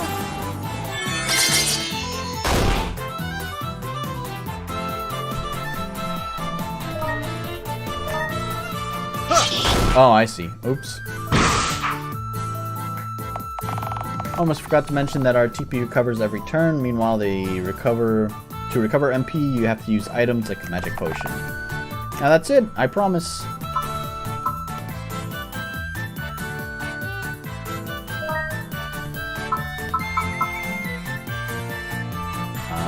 Her hands are a blur. How many in a row can she do? I'm almost kind of disappointed there wasn't like one of the time button presses.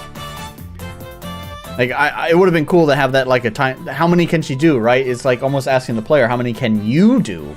And you could just have it, like, progressively get faster. You have the bar scroll, and you have to press it at the right time, and it gets a little bit faster. You press it at the right time, it gets a little bit faster, and faster, and faster, faster, faster, faster, faster, faster.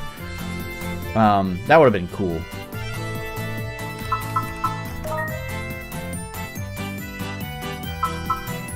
Hear your axe with thunder magic as you strike. Thunder Slash! Whoa. Okay.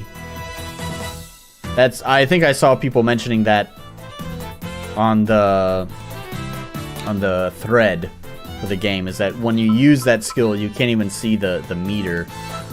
Yeah, I don't know, maybe change that?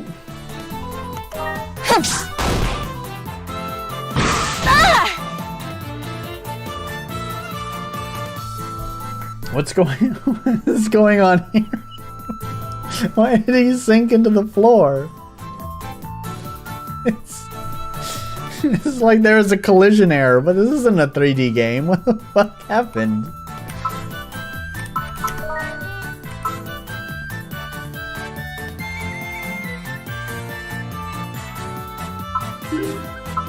I don't know, just attack. Oh my god, I missed it again. Ryder. Annabelle finisher. I could have done this with my eyes closed. I could have done this with my eyes closed. He's in quicksand? Yeah, I guess so.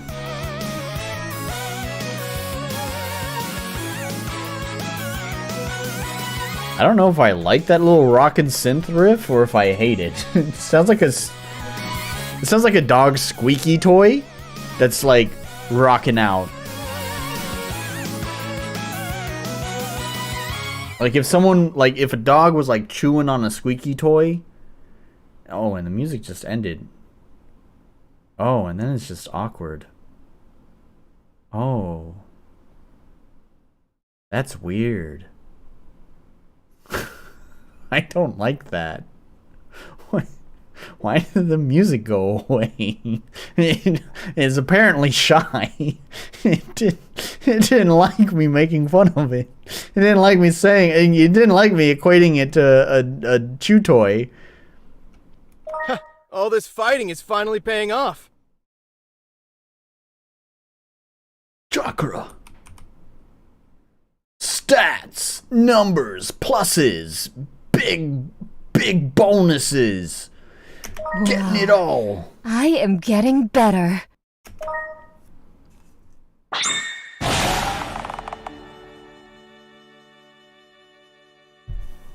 Look at that, at least your axe isn't as dull as you. Thanks, and why need a bow and arrow when your mouth is the one doing the real damage? Oh, shut up, now let's get... Okay, I did start the timer, I thought I forgot to start it again. Let's get what we really came for in this place. That sparkling treasure over there. Oh, and Ryder, we are so going to have the talk once we get out of here. Dog chew toy with mini hookups. Yeah.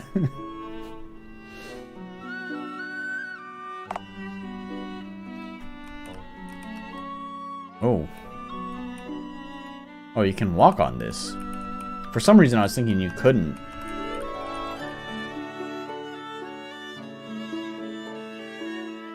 Yeah, it's a lovely little violin. Kind of like that.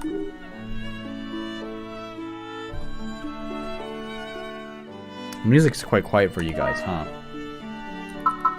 But the sound effects are loud. It's because the way he balanced it, right? It should be there.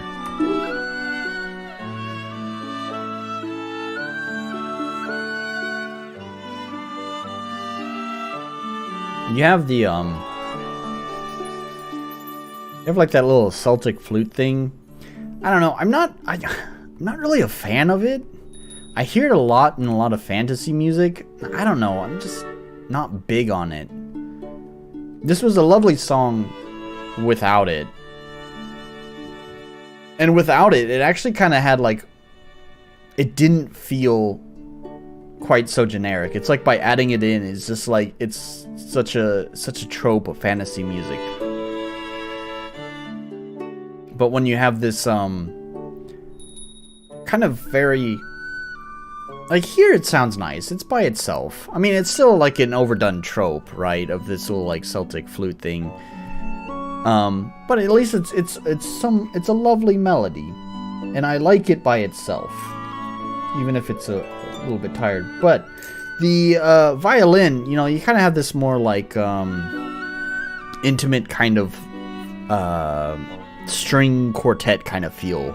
You know, it's not like this grand arrangement of like 10 violins and 12 cellos. It's just like very like one violin, one cello. Both of the mics feel pretty close to them, so it's kind of like everyone's really close together. This is a really nice feeling. Very intimate, very close. I like this. I did this, the song that I played while I was peeing, right, for you guys. I did that with my strings. I made it like feel very close. Anyways, but generally speaking, that's like such a minor thing for this song. It's a nice song. I don't know if I would really listen to it that much though. It seems a little bit short though.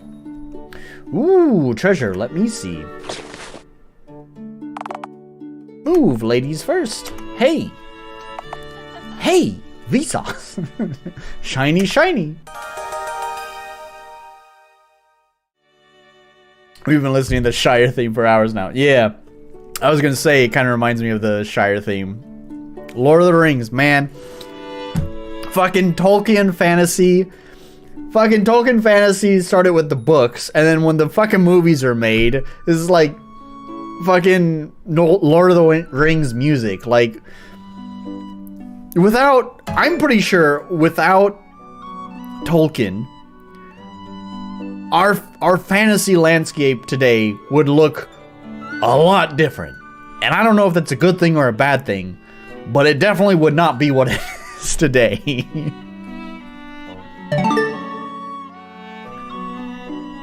Copper coin, mouse, hover over the items for more info. Oh, that's really cool. That's fucking cool, man. What plugin is that? If it's probably one of fucking Mog's plugins, isn't it? I don't like Mog's plugins. Don't tell me it's Mog's plugins. Did you make this? Where is Mr. Ryder? I haven't even seen him in chat in a while. Did he get scared off? Was I nitpicking too much? I need him here. I need him to tell me what plugin this is. It's cool. I like it. I want it. Give it to me. Unless it's Mog's. I don't want it if it's Mog's. Oh, I didn't even fucking read it. I was so enamored by the hover over thing. I didn't even read the description. A copper coin? A copper coin? Worthless.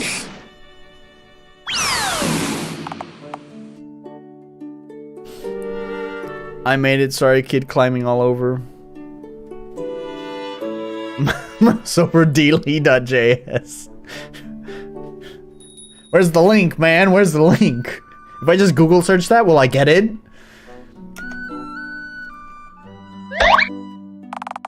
Oh no, we've awakened the cave. We've awakened the hive. You just had to kick it. Okay. Okay, yeah. This song. Alright, let's just watch this. It's all default text, man. It looks so ugly. You got this nice logo and then like default RPG Maker text. Font, sorry, that's the word. At your side. Now tell me, darling, as I ask a question, do you plan to carry this through? Do you have the courage, the will, and the heart of a rider as I come and journey with you? Hey, be my rider, rider, the wind will blow only for us two. Hey, I don't like the song. I don't like the singer. The singer doesn't sound mixed very well. And like the whole mix is just fucking whack, man. What's going on with the mix? I want more energy too. It sounds, that's the thing, right? Man, it sounds so like low energy.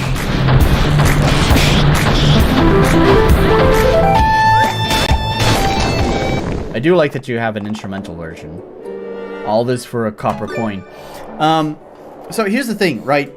So like you got the drum going, but it's just a boom, boom. It's so low energy. I want like a nice rockin' beat, like a like something a little bit more energetic, right? That was also a higher tempo, which by the way, I think a higher tempo would definitely make that feel a little bit more energetic. The lyrics, like the singer, like doesn't feel mixed in a guitar. I don't know. It could be a contact library, but like the whole thing just doesn't have like energy. Like the singer, that's the other thing that kind of bothers me about the singers. It just kind of sounds like the singer is there for the paycheck. It's like really phoning it in. There's no like energy to the vocals. It's not like belting it out, having fun with it. You know, it really feels like just kind of, hey, be my rider, rider, and rider, and be my rider, rider. Hey, can I get my paycheck yet? You know, I don't know, there's no excitement to it. Now, yeah, don't get me wrong, I like the intro. It's pretty cool. It was a good idea. I just wish the song was executed better. That's all. I noticed this when Tritium had done his like I don't know, like RM Games Direct whatever thing, and when he put the Wind Rider trailer in there, I noticed that the song was like it's like ooh, this doesn't give me high hopes for this game.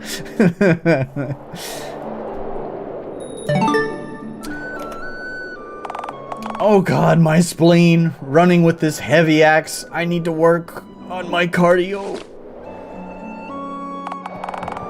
Ryder, maybe this wasn't the treasure you were meant to find here.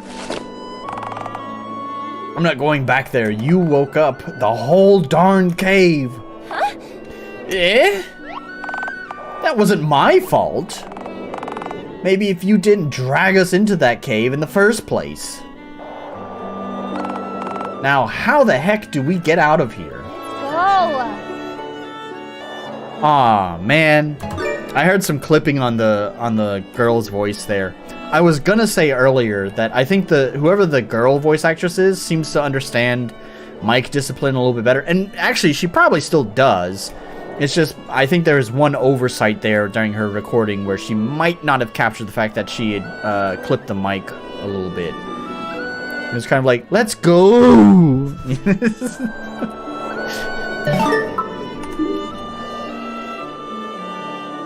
Oh, I can jump down. What about the rope? Man, I gotta pee again. This is what happens when you drink too much alcohol.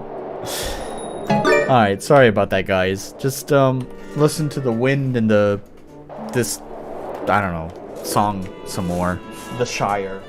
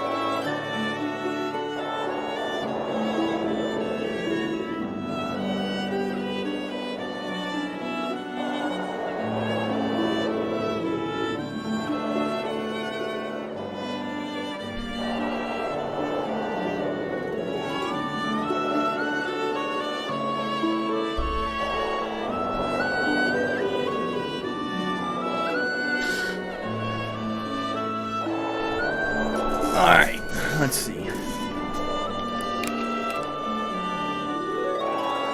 Eclipse a lot in the voice acting. The other girl too with her ice coffin or whatever. Oh man.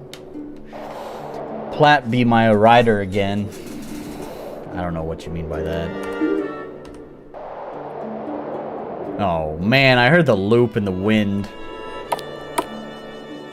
I think it's just, yeah, it just suddenly starts.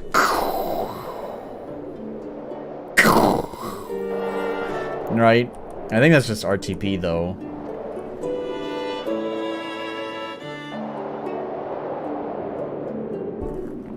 This is a long bridge. Huh. Yeah, tired? You think? I can't wait to get back to my bed at the academy. Play Be My Ryder again. Oh. There's not like a jukebox. That would be a nice menu to have here, is a jukebox menu. I kind of want to add it to my own game since the soundtrack is so important to my own game. But I don't know how I haven't thought about that yet, and I would have probably the way that I'd want to do it. Probably there's not a plugin to do it the way I want to do it. So I would have knock knock. So I'd have to commission someone just for a jukebox plugin, which I don't know if I want to do that. Hold escape or X to skip. Okay. Ryder, why'd you stop? I can't move. Annabelle, get back. Ryder! Ryder! That'd be the new song.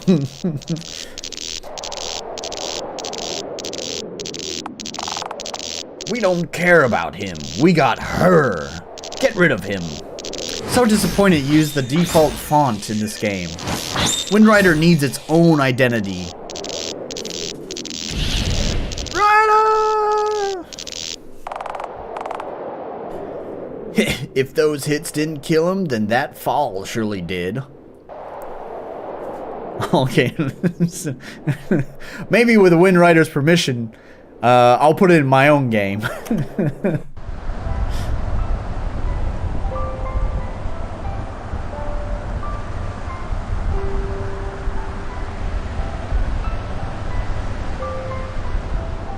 We got another intro. Oh, there's a weird cut.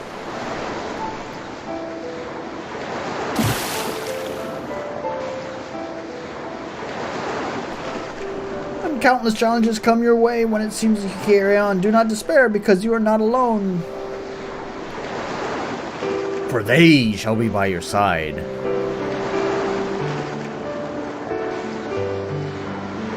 Like so weird just floating above the water. I don't know, you could probably make a sprite that looks like it's halfway under the water, right? 2 days later. Hey, mister. Are you awake? Oh, we got voice acting again. Oh, I forgot the timer, whatever. Can you hear me?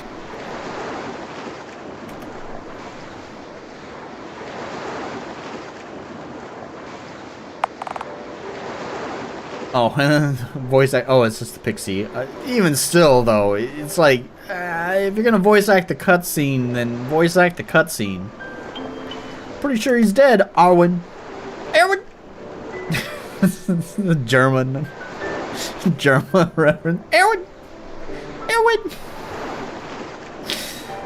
Don't just assume, Sylvie. Mister, can you hear me? I think we're good. He's dead. Check his pockets for any coins. Fine.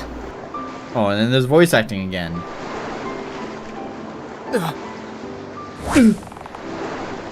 He moved. Ice him. Ice him.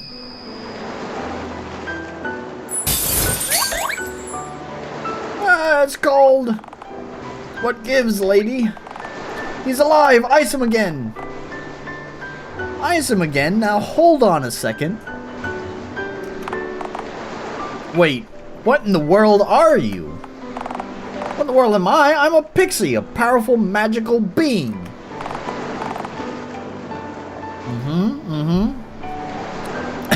You certainly can yell powerfully. Sylvie, please, let's be civil.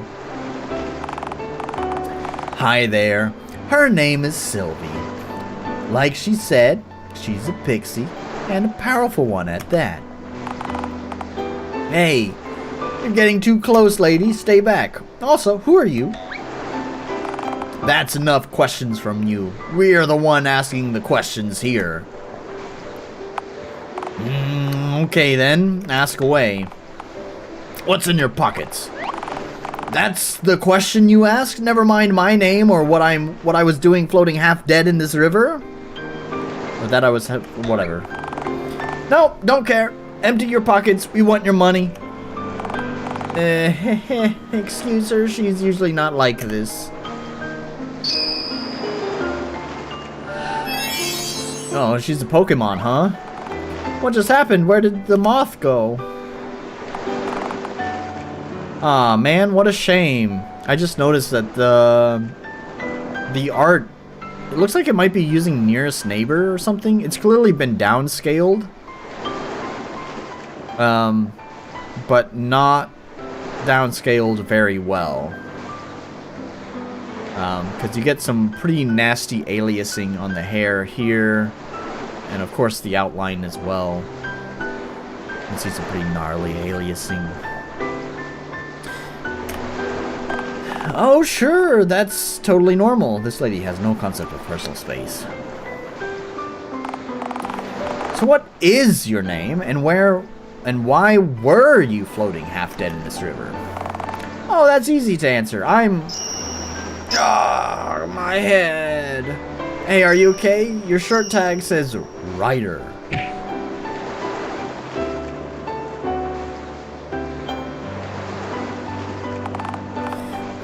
What happened? My head is splitting. Where's my shirt? Wait, did I just get robbed? Okay. Yeah, this is one of those maps that feels a little bit overcooked. For those who were here earlier in the stream, I was talking about how some of this parallax mapping can tend to look a little bit overcooked. Like, I'm not really sure what's going on here. It's like the fucking dust cloud from like a sandstorm is about to roll in. And not the song. The song isn't rolling in. It's not like a rave is about to roll in. It's just, you have like this weird dustiness like just creeping in down here, and it's like, what is that? And then everything seems, I don't know. I like it and I don't. My feelings are mixed. It sometimes just feels a little bit overcooked. Like, maybe dial it back a little bit, you know? Anyways. I like your fish.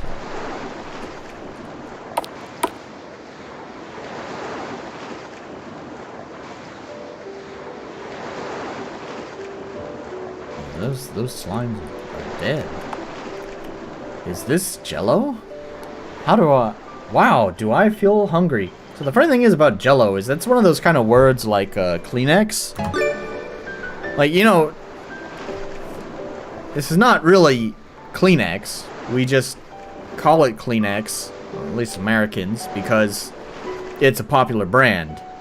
Just like permanent markers, a lot of people just call them Sharpies, but that's the brand. It can be. It's all about presentation, buddy. And it's also all about balance, buddy. Anyways, just fun fact. I don't know if it's allowed, actually, because Jello is gelatin. Just everyone calls it Jello because that's the popular brand, Jello.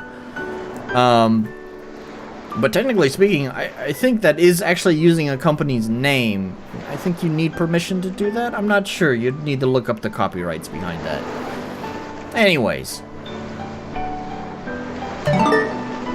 If you're talking about the... Also, if you're bringing that up because I was talking about the parallax mapping, I guess I should go ahead and clarify. That's just like an observation. It feels overcooked sometimes.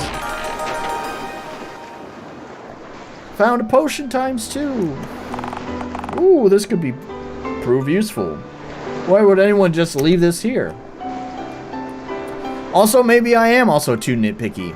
A lot of people tend to get angry at me as well. The one from the river, help! Ah, the one from the river, help us! These slimes just keep coming and coming! No, see me crossing my arms? I'm just gonna stand here and watch. Mister, please, I beg you. I'm so tired, she's running me like I'm made of non-stop magic. Ice cone? Not again. I thought you were the all-powerful magic being. Serves you right for stealing my stuff.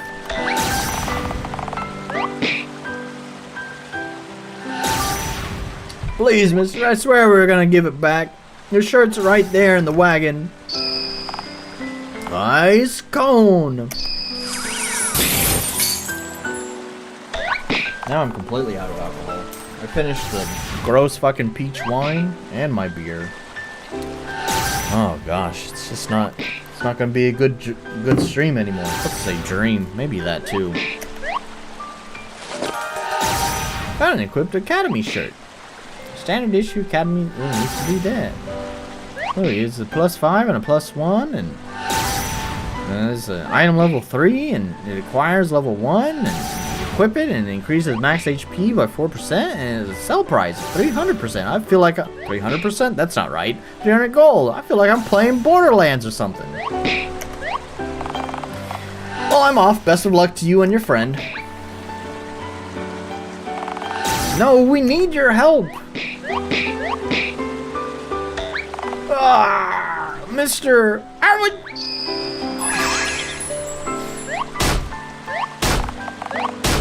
Need is a strong word. Darn it. Fine. There's an axe I can use. Move it, Mothy.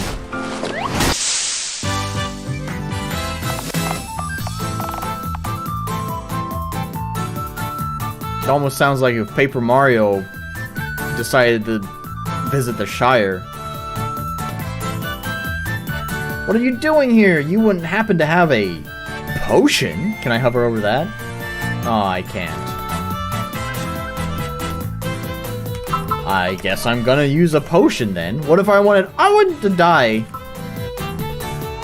All allies but user. That's weird.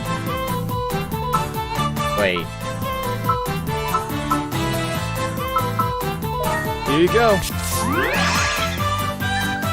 Is that just normal for potions? Or is that because it's a tutorial potion? You're a lifesaver. Thank you. Ice cone! Absorb damage up to 20% of max HP. Wow! Sure, apply that to yourself.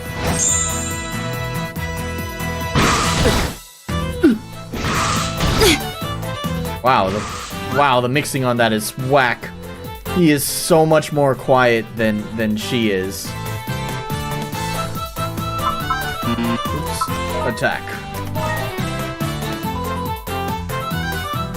Press enter or left mouse button in the bar's red section to deal more damage. It's just in this tutorial, potions work regularly. Interesting. Okay. Oh, okay. What? I thought that was the proper thing. No AoE either. What a shame.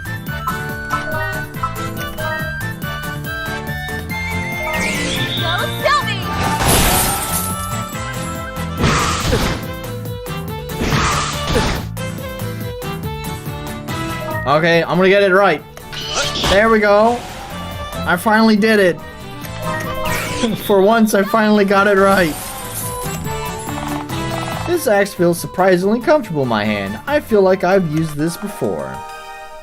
Key strike! Channel your key for a physical attack.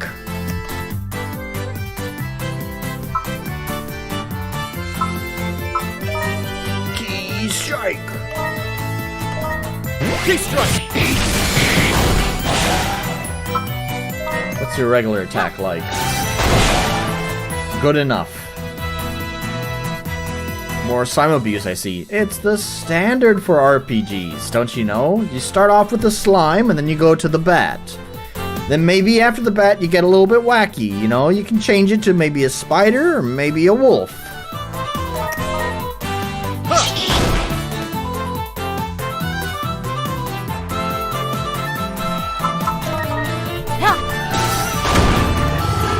Oh, it's a boss slime. My horses! This one spooked my horses. It looks bigger than the others. Maybe you can make it focus on you while I take it down with magic. I'll see what I can do. Ryder learned Battle Cry. Let out a battle cry to make all enemies focus on attacking you. I like the tutorial.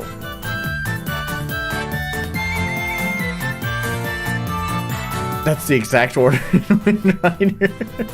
You mean the enemies that I was talking about?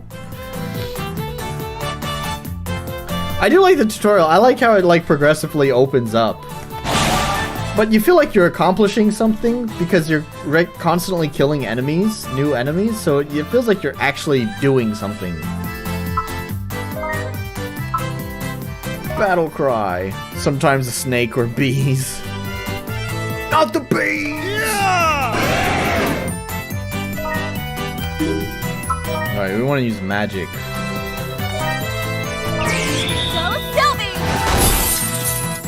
Go Sylvie!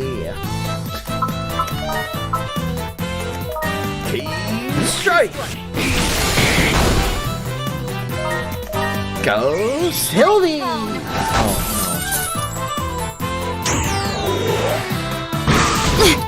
I'm actually kind of glad that he seemed to randomize the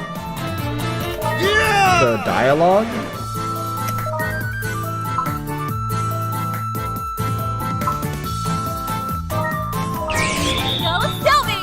Go Sylvie! Like fucking Midwest girl. Or I don't know, California girl, Los Angeles girl. Go Sylvie! Like, oh my god, go Sylvie! Oh, just fucking die. Alright. Simply put, unstoppable. Unstoppable. Been a while since I worked up such a good sweat. Numbers. Numbers go up. My hero, you've rescued me. Nuh-uh. Stay back, lady. You iced me, you robbed me, and then you knocked me out and left me for dead. Guilty. Guilty. That third one wasn't me. You just passed out from trying to tell me your name, I think? My name. Ugh, my head. I can't remember. Hey, don't pass out on me again. Ahem. Your shirt says Ryder. Don't tell me you don't remember your own name. Nope. I can't remember. Ah, the amnesiac. Yuck. That's like the lamest excuse in the book. I know, right? Come on, you two. I mean it. I can't remember anything. That is a Fallhorn Academy shirt you're wearing. It's worth a price on the open market. Maybe someone there will recognize you. Here. We also found this in your pockets. Not that it's worth anything. I just like shiny things. Coin. Completely worthless. Thanks, you two are honest thieves. Would you tell me how to get to this Fallhorn Academy? We were heading there. We were heading to Fallhorn ourselves. Why don't you help why don't we help you get there? It's the least that we can do to thank you, you know, for saving my life.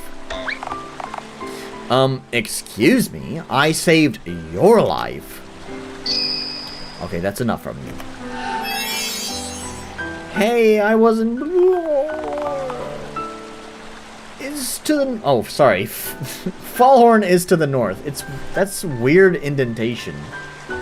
Like, I'm pretty sure there's enough space here to fit is to the north. Be wary, there are many slimes around. Everyone has joined the party.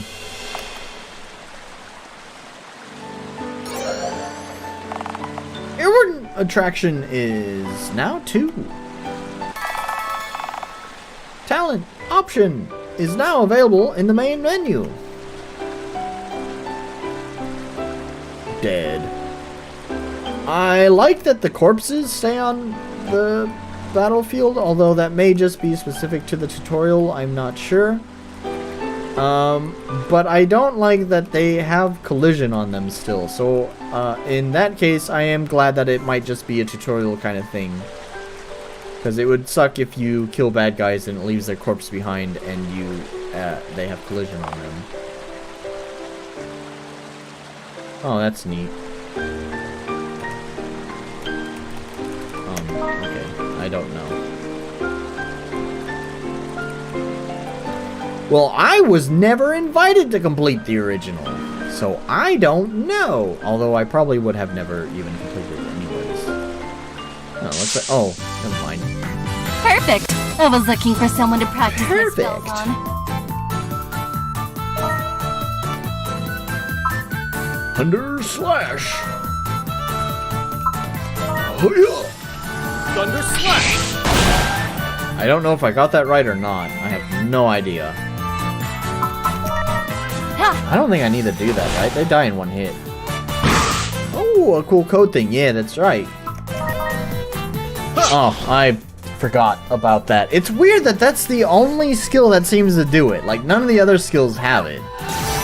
Like, none of the other skills have any sort of interaction, so I just kind of forget that that's a thing.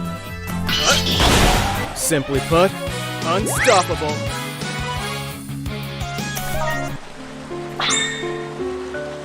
Oh, it does leave the corpse behind. With the bat, too? Oh, come on, not again. Come on, not again. I don't know how much health they have. Thunder Slash! They're 2 frames of animation. It's so fucking choppy.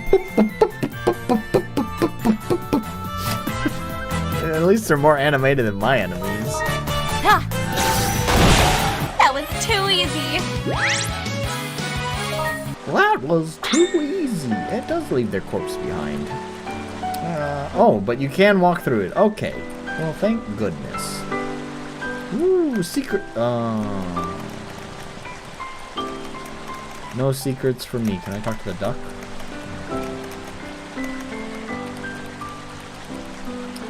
Alright. Well, that's disappointing. Ooh, chest. How do I get there? How do I get there? How do I get there? I can go with the line right there. What is with this collision on this tree, man? Give me the chest. Give me the chest. Ankle booties. What? She suddenly appeared. Ooh, these ankle booties are pretty cute. They're all yours. Aw, there's no turn in place. You don't want them? You don't want to try them on? I think they'll look cuter on you. Ah, see, it's like they just had an argument. They couldn't face each other.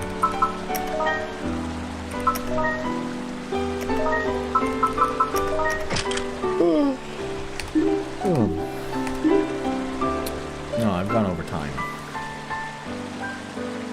That's okay. I kind of expected to go over time with this game.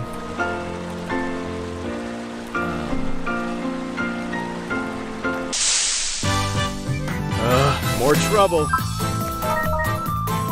Oh my god, I forget. I always can forget that you can do that with your attack. Why doesn't Arwood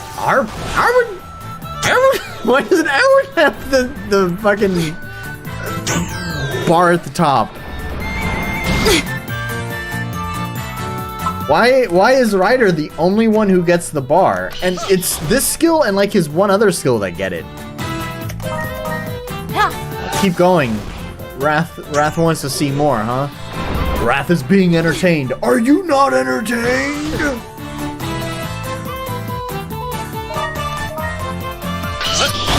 Holy shit, in the same battle, I forgot. I mean, I actually pressed it. It didn't go all the way, but... Like, I wasn't, like, prepared for it because I'd forgotten about it already. As I had just finished complaining about not all the skills using that.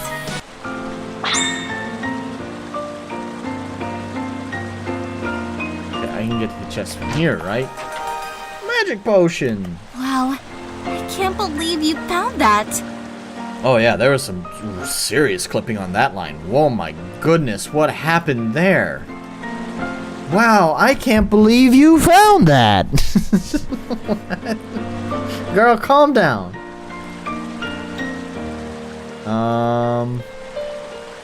Probably want to go north, right?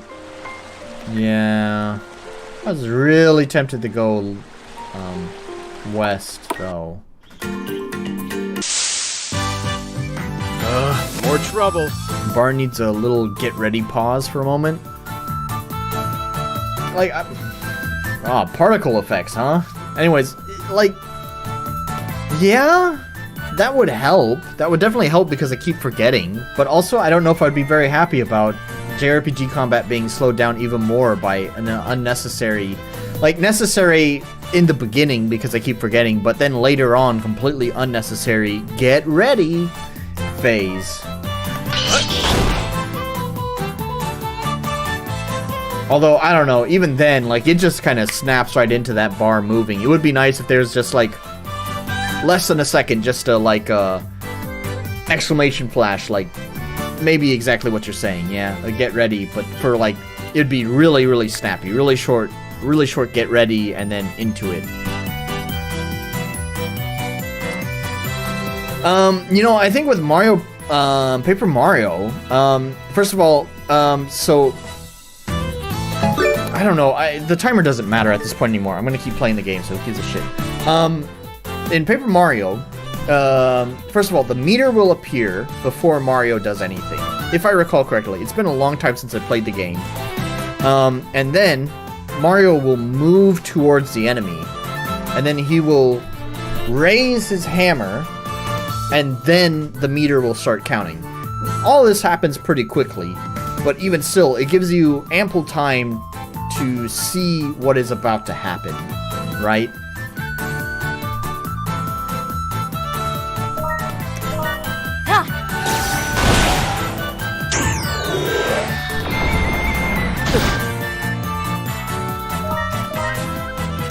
Oh my god, we just... I'm gonna forget this every fucking time. They didn't stand a chance. Slime is dead.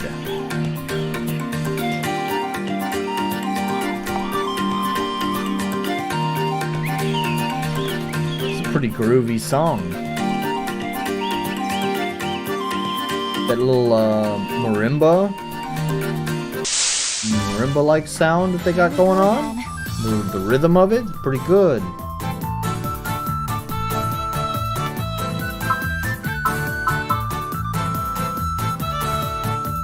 Look, it's spiders.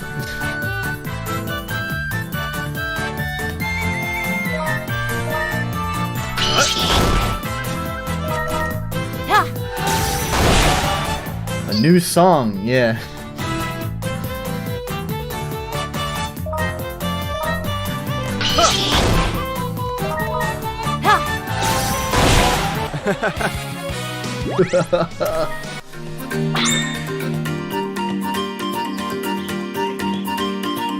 Yeah, speaking of new song, let's give that a listen. What's going on here?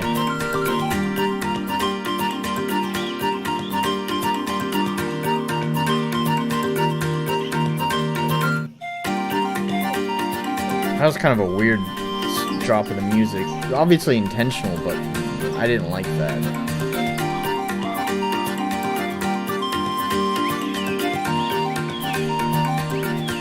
I really want to groove to this. This is me. I always get too excited with the... Oh, I didn't even notice that, Mr. Orc. I always get way too, like, overzealous with my music. Way too high energy. I like drum kits. And I'm really wanting a drum kit in this song. It's got like kind of a dancey rhythm, right? So I kind of want something kind of banging along with it. Now, credit where credit is due here on this song. So far, this is one thing that helps like a soundtrack feel like a soundtrack. That there's been consistent elements throughout the soundtrack. We have this little Celtic pan flute kind of thing. Actually, did we? This is really definitely a pan flute. The Celtic flute sounded a little bit different, didn't it? Anyways, it's close enough in timbre that I would say it counts in this case. That there's consistent elements between all the songs that make it feel like it comes from the same game, you know? Sticking with an arrangement, defining what the arrangement is to give the character of this game, and sticking with that.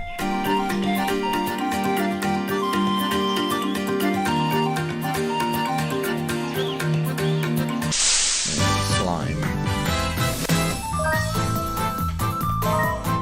Oh yeah, he does face the wrong way.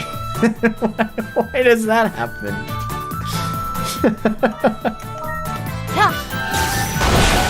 Sorry, I was so distracted by the fucking attack meter that I miss every single fucking time that I didn't even notice that he did that. You know, it's all about being stylish. Did I attack the wrong enemy? God damn it!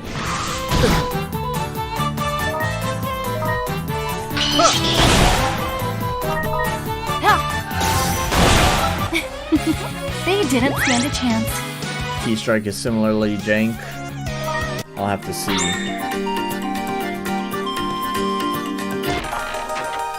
Potions? Wow! I got some potions! I think I already have potions. Potions.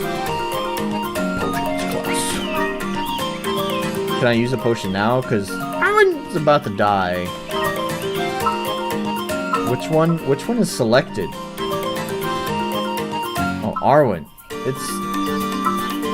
I'm a little bit confused because, I don't know, generally I kind of think the top of the list. Like, it's weird that it switches them around like that. Either have it, like, just scroll down the list and, like, indent them like this, or move them to the top of the list. This is kind of confusing to me. This is weird UI. So I think it's Arwen. Arwen, because it's indented and moving like that. So I assume that's who it is. It is, thank God. But I don't know, that threw me for a loop there.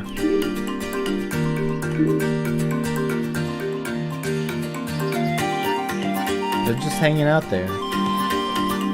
Just letting you pass by. Let's see, which one? It was a key strike? Alright, let's see key strike. Key strike! Oh yeah, he kind of just... Yeah.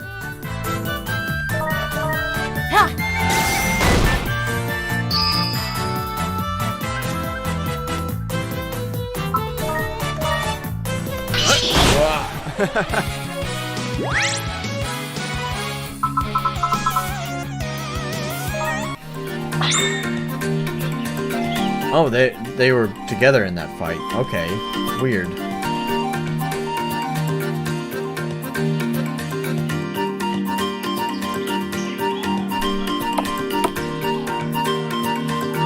Hello. Those astral... Wow, you were not joking. My assumption about the progression of the enemies seems to be completely spot on. Those astral wolf packs sure are on the prowl out there. We are handling them for now. Best not to go through here just yet. The weapon Ryder has in battle looks like an axe. I'll have to double check again. Again, not paying attention to those fine details.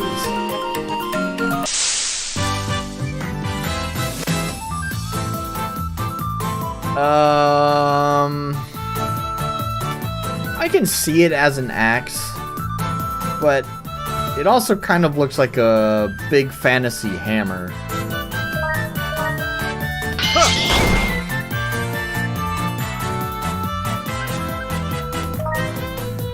Oh, it's an elite. Let's ice shield this lady.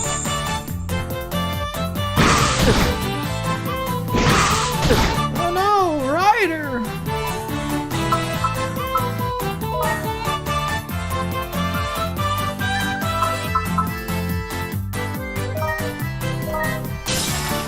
Thunder Slash! I think I got that right. And he's still fucking alive!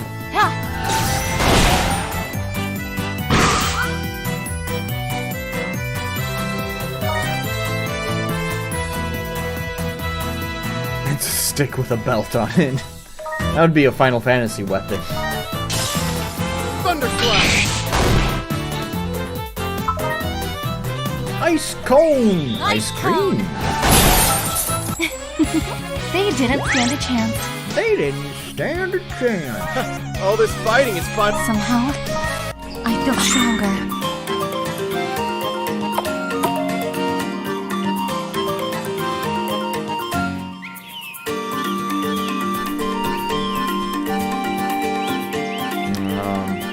Move, please. You were moving? What are you doing? Thank you. Smelling salts?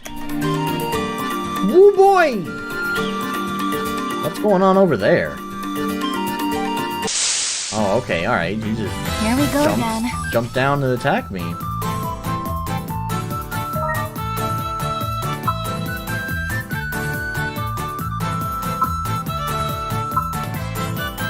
Just try to get these guys out of the way as quickly as possible.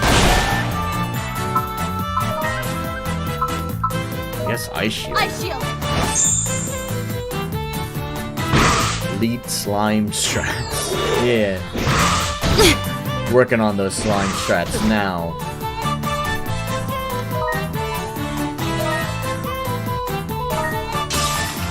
Thunder Slash! Ice cream! Go, Sylvie! Go Sylvie! Ice cream! Thunder Slash! Damn it. Go, Sylvie!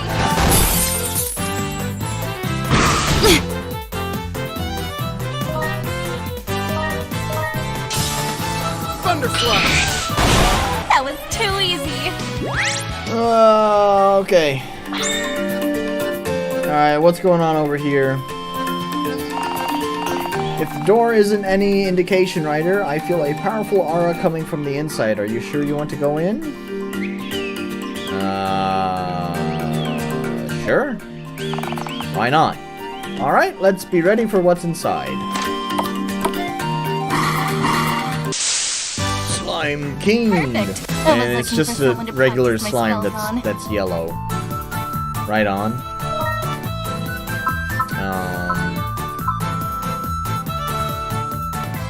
Thunder Slash! Thunder Slash! And, make enemies forget about you so they focus on attacking someone else.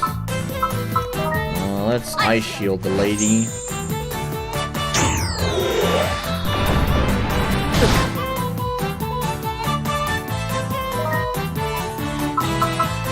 I haven't been reading the Gab windows.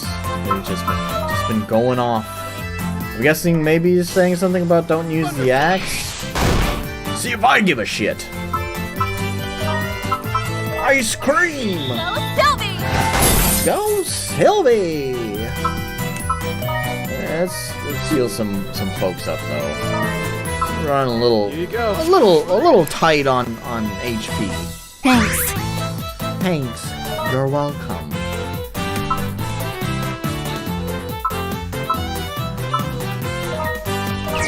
Ice cone!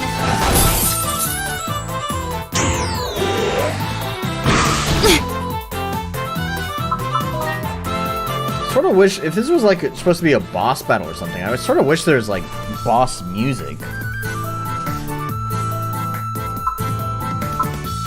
Because this is just the same battle music that we've already heard. There's nothing to like distinguish this as a different fight.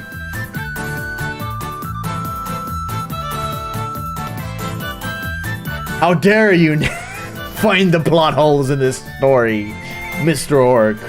How dare you?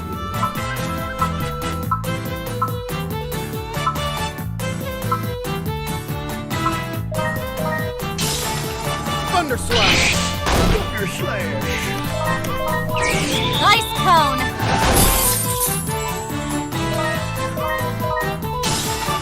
Thunder Slash! Ice cone!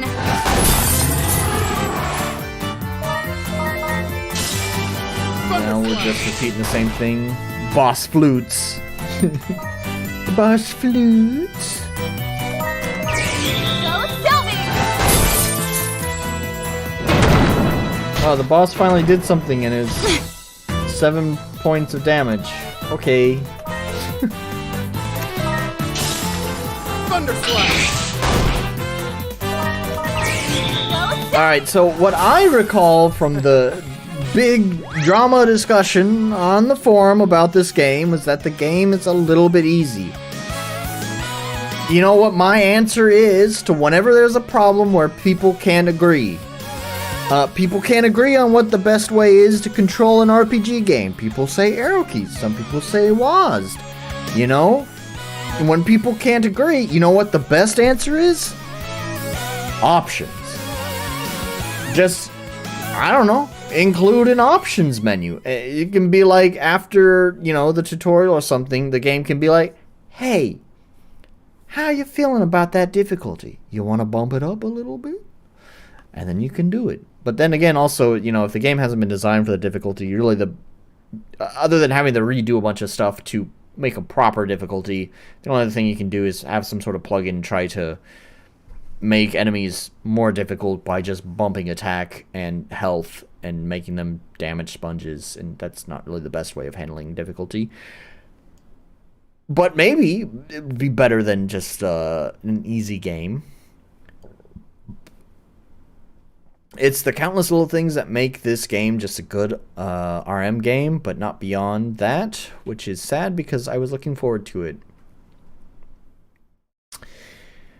Yeah, I'm starting to, you know, feel pretty tired and kind of wanting to wrap things up here. Wow, you really kicked that Slime King's butt. You're amazing. But I do kind of want to share some thoughts that I've had so far just from the hour that I've been playing it.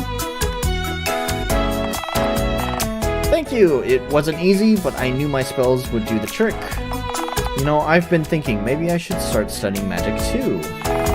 Teehee, oh really? And what kind of spells would you specialize in? I don't know, maybe fire spells? I've always wanted to be able to light my enemies on fire. Ah yes, because nothing screams I'm a skilled mage like setting things on fire. Hey, it worked for you, didn't it? Except, you know, with ice spells. I suppose you have a point, but if you want to truly become a great mage, you'll have to study hard and be patient. I understand. I'm ready for the challenge. Good, and who knows, maybe one day we'll both be known as the greatest warrior mage duo in all the land. Sounds like a plan to me, but for now, let's go celebrate our victory over some ale and roast slime. Haha, I think I'll pass on the slime, but the ale sounds good to me. Lead the way, oh brave warrior.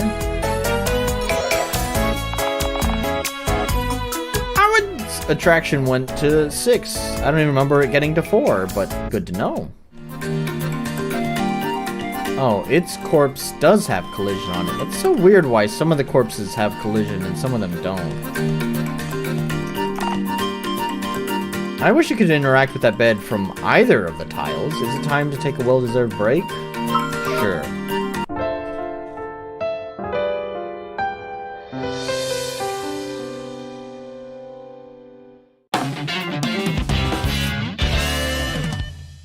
That's a rockin' little insert there.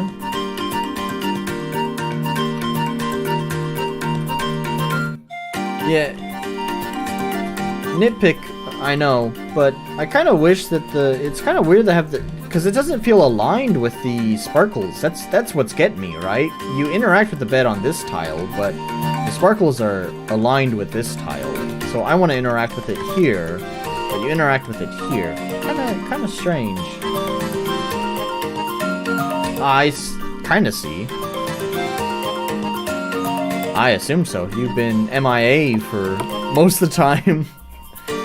You've been MIA for most of the time I've been playing your fucking game. I'm doing this for you and you can't even give me your time, man. I don't know. I think I might actually kind of abandon the forest for now and go to the main destination, because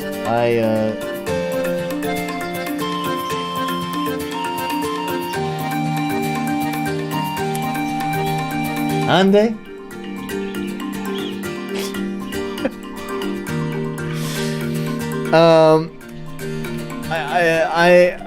I'm getting pretty tired, and I don't know. I just want to. Let's just see what's next in the story. Oh, hell yeah. I've nitpicked a lot.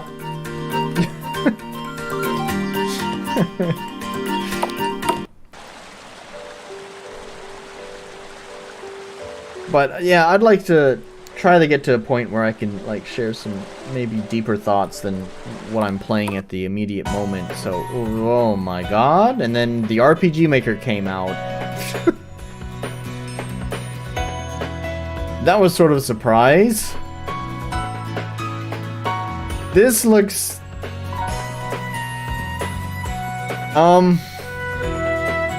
Wow, that was whiplash.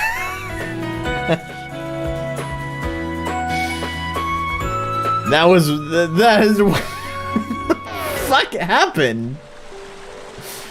Oh, it's so beautiful. You got the god rays and everything's so detailed. Wow, it's so beautiful. What a oh man. More trouble. Oh, and you can't run. God damn it. I was trying to make a point and you fucking interrupted it. And I forgot the fucking goddamn thing. Get out of my way, I'm busy making a critique. Simply put, unstoppable. Okay. Yeah, everything, oh, very beautiful, very nice. Oh, wow, so cool. And then, yeah. What the fuck happened? Oh, no. Oh, my God. The RPG Maker came out. Yeah.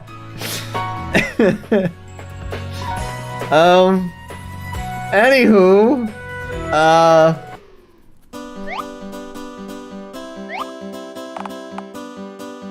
Foulhorn, here we are. Over here, Ryder. I haven't left the party.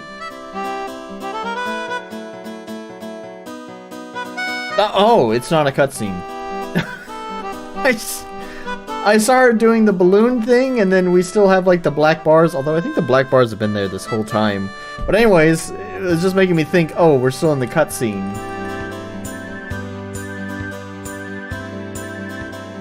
I'm getting the hang of the axe swing trigger. You have no idea. Hey, Ryder! Got some like black marks in her hair. Like a bird shit in her hair or something.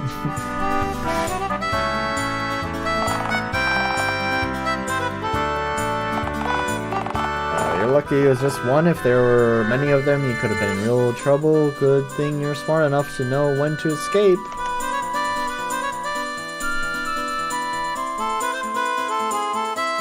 It's sort of funny where you have and haven't. Oh, it's Joy!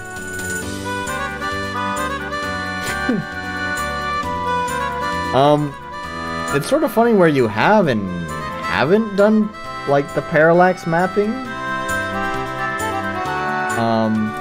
Because like this map is also not. I mean, it's you got your FSM stuff there, and it looks pretty nice. But it's just sort of strange because you have like those overcooked maps with tons of parallax mapping, and then suddenly none.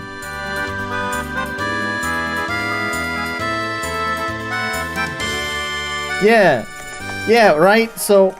No, that was weird. Like, why did it say searching? Just fucking give it to me. Don't waste my fucking time. This isn't like a survival game. Anyways, yeah. That was one of the discussions, huh? Was that you went off and did a quest without Arwen. Yeah, like, I don't know, I guess it's kind of the thing with, like, RPG Maker, well, not RPG Maker, but,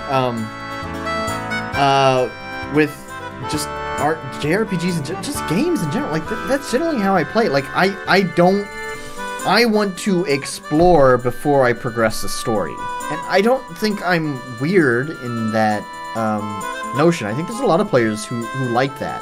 Like, they like to identify where the main path is, so they can avoid it, because they want to go off and find all the treasures and the loot and all of that stuff. So I don't think it's really that weird for a player to say, hey, I'm not going to talk to Arwen right now, I'm gonna go do something. I'm gonna go do something else before I continue the story. So, you know, that was the discussion, right? Was that someone was blasting you because you decided to ignore Arwen, and you went off and did your own thing. But I don't think that's too weird. That's definitely what I would do when I play the game normally, is I tend to want to explore my environment first before I progress the game. Which is where I do believe some people said that if you don't want people to do something that you did not intend them to do, is you should block their progress. I don't think it's weird playing. I can understand some people who just want to progress the story and follow along, but it's like if the developer says, hey, you are free to roam around at this point, then it's also obvious that that's one of the intended choices, is that the intended choice here is that the developer has said that you can go explore without having to progress the story. That is a valid choice, because that's the choice that's been offered. Or the quest journal is not in front of me right now. I'm glad it says that, but you are also asking players to make sure that they check the quest journal. I haven't actually checked the quest journal at all this entire time.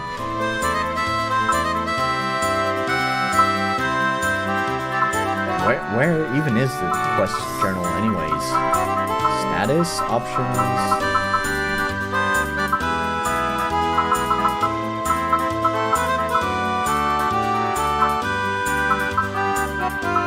I have no idea. I haven't even saved. Let's drop a save.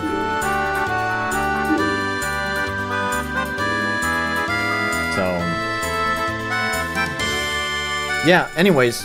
Yeah, my point is I kind of agree with you, Mr. Orc, at least in the sense that you weren't doing anything weird, because that's exactly how I play a lot of games, is I try my best to identify where the main path is so I can avoid the main path and go explore things on my own so I can be prepared for the next thing. It's almost to a detriment for the way that I often play, not because I wind up, you know, going off and fighting some optional boss that doesn't curb, from what I read, is the boss didn't curb stomp you, it's just that you were not prepared for it, so the boss was a complete slog, just a damage sponge. So yeah, it's not that that's the unfortunate thing that happens to me whenever I break off the path, because I'm really talking more about AAA games, and usually they account for that kind of stuff. Usually, instead, the unfortunate side effect of, you know, diverting from the main story so often and exploring a lot before coming back to it is that I wind up coming back way too overpowered, way too overleveled, and then the game just becomes way too easy at that point. That's totally a problem of my own making, but it's unfortunate that I also always feel compelled to do that. That's not a problem here in this game, I don't think. But just something I wanted to point out. It is a problem with letting your players just go off.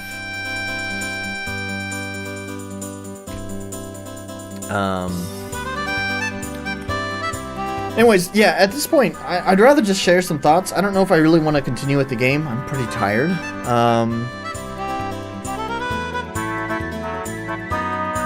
Yeah. Nice little town, though.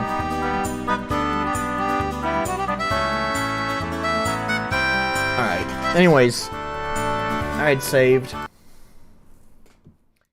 Let's give it a grade. Definitely is missing polish. I'll give you the point for accessibility because you added in your rebindable keys. That's all that's required for an RPG Maker game. Because it just doesn't happen enough for some reason. Clarity, I understood what to do. Balance is fine. And unique identity.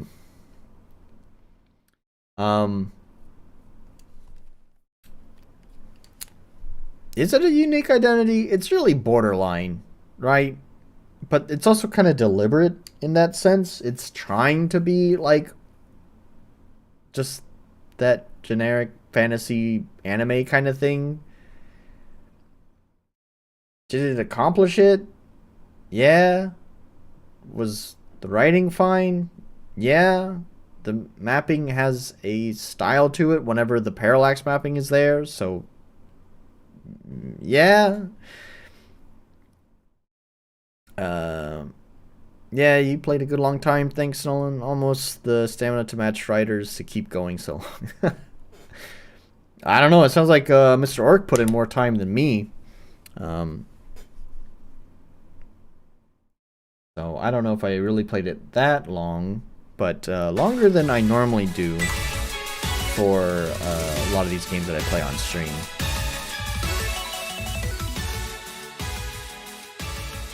Turn that down a little bit. I think it's a little bit loud.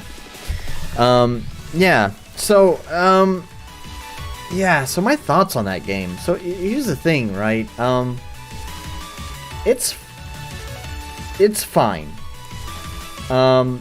It's kind of amazing more to me that you really seem to have captured a fan base that seems really dedicated.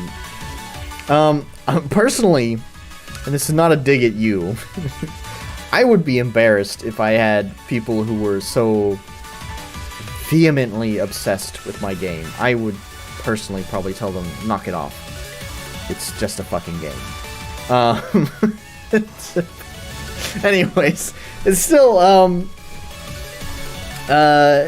you know, it feels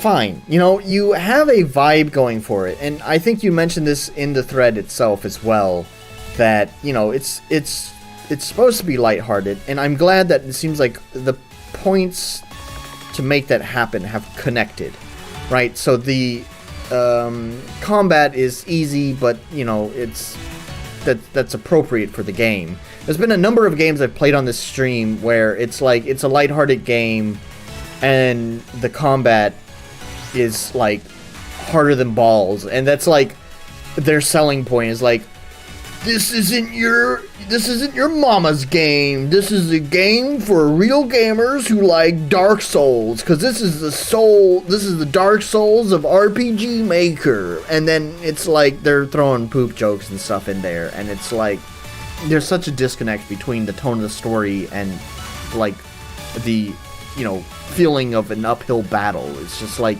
a disconnect between those things.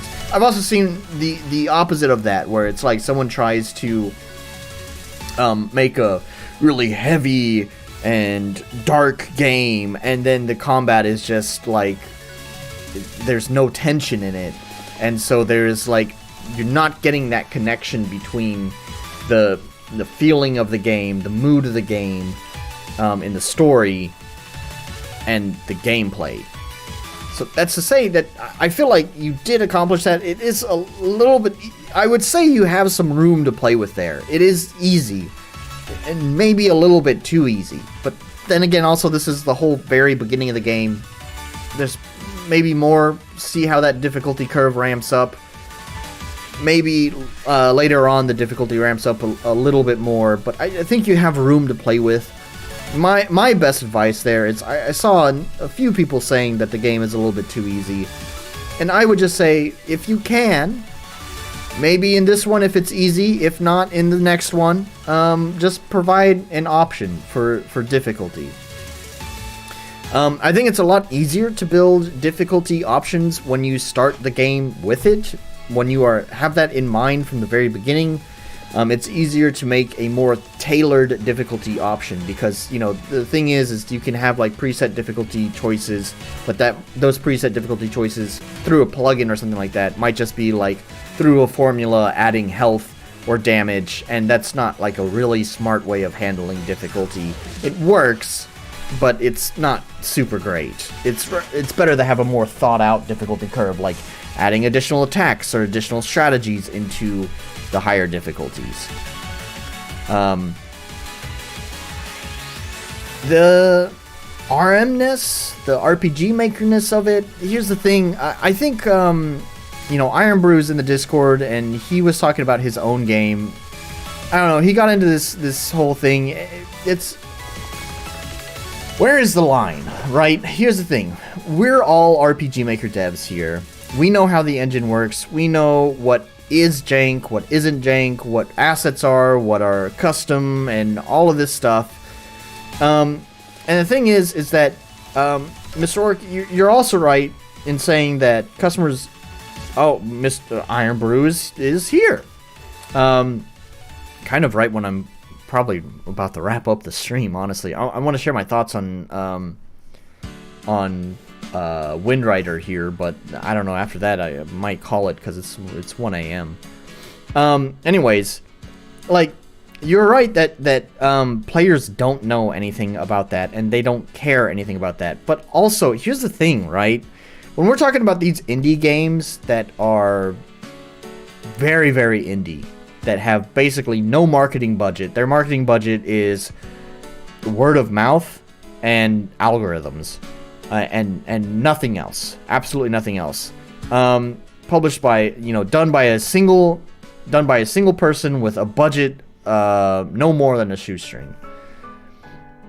Thing is anyone who's made it that far to find the game is probably what I would consider a core gamer anyways. They are someone who may not know how to make games, but they at least kind of understand the game industry. They understand trends in the industry. They understand how games are made, not necessarily how to make a game, but how they are made, the kind of work that goes into it.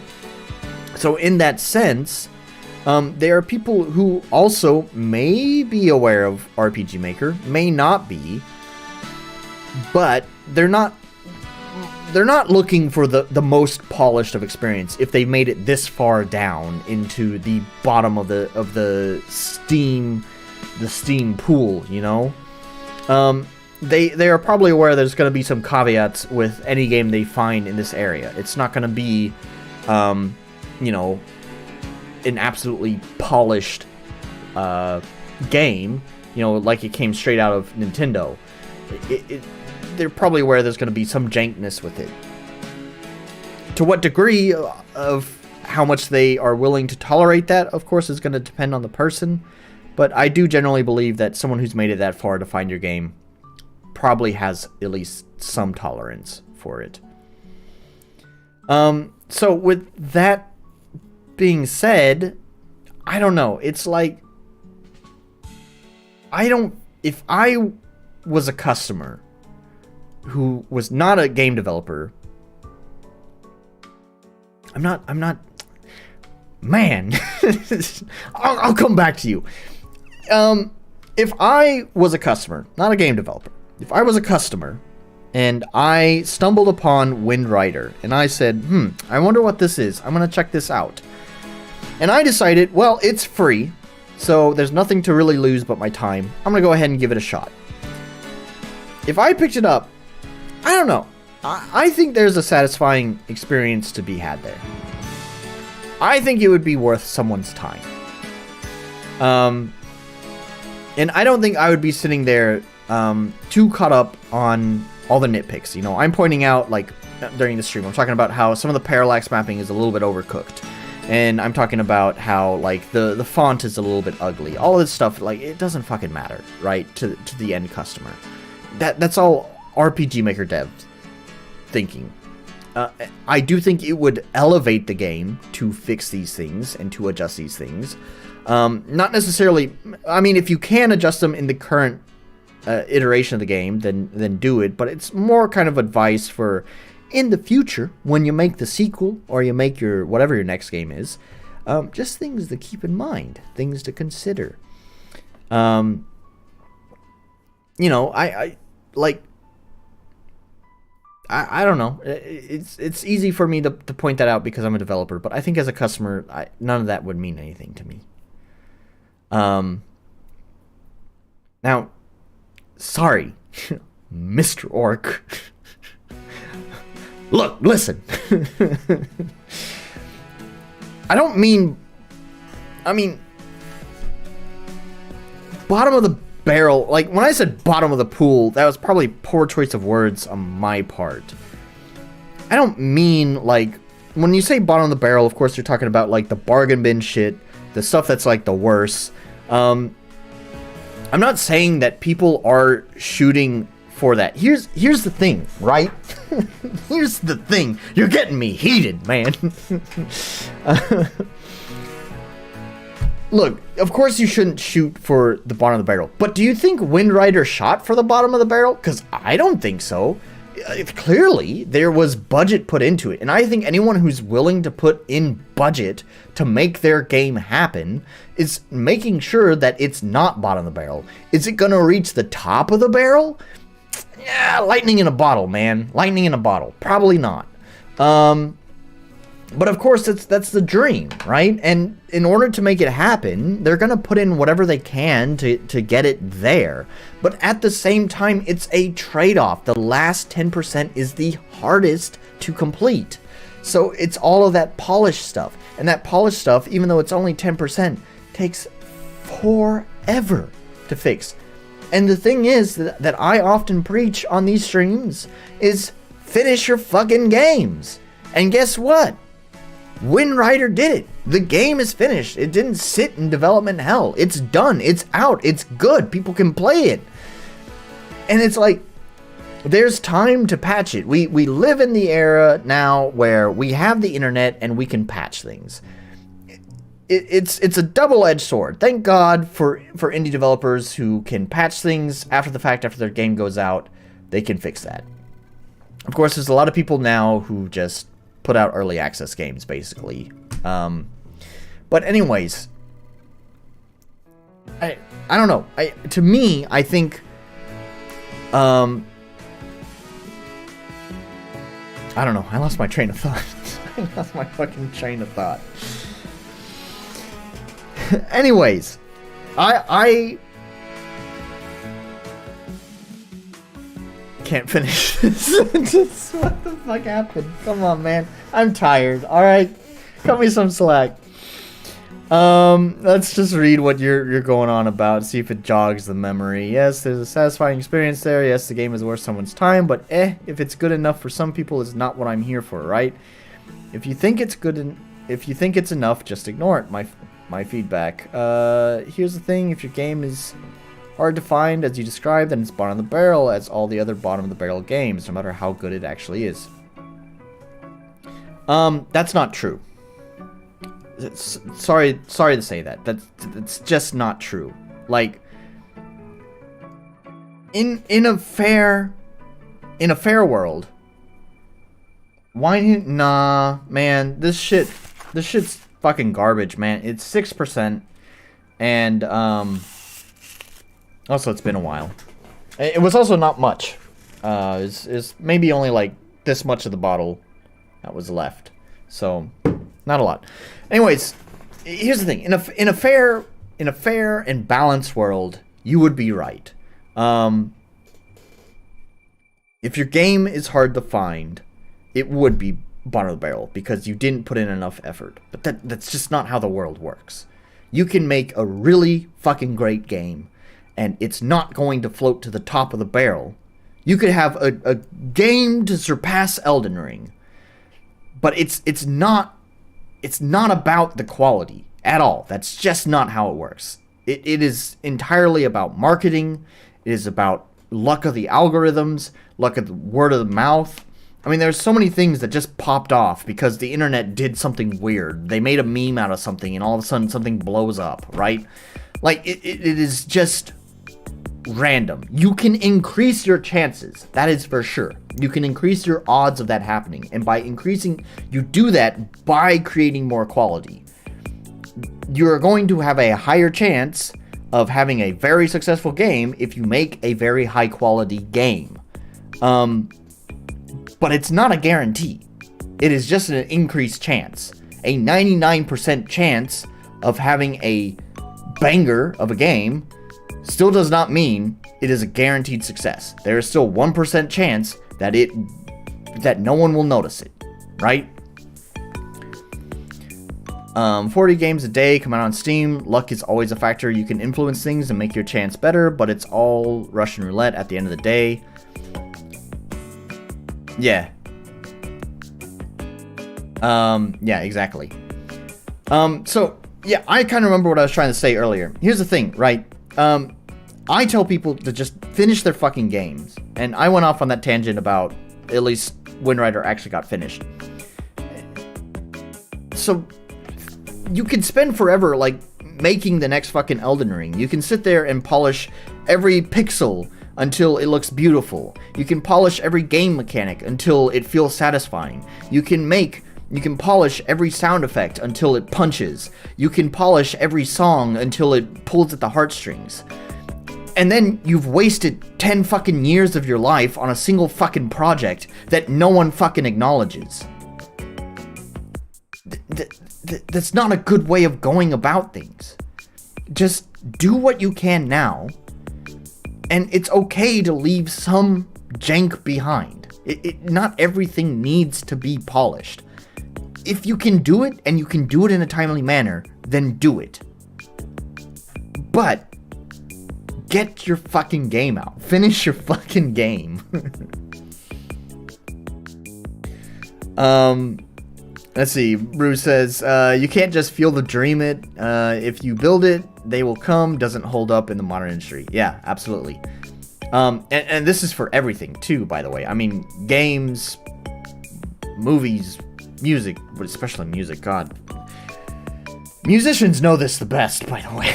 The music industry music is so fucking worthless, and music is so oversaturated. Finding good music is nigh impossible. You are basically trusting on people either dancing to it on TikTok or putting it in their playlist on Spotify. But literally anyone can pirate a copy of FL Studio and start making beats today. So everyone's a musician. That's not the thing I was critiquing, though. Stuff like battlers facing the wrong way is not some jank. Obvious plot holes and events that can't possibly happen. It's not some jank. I mean, it's where you draw the line, man.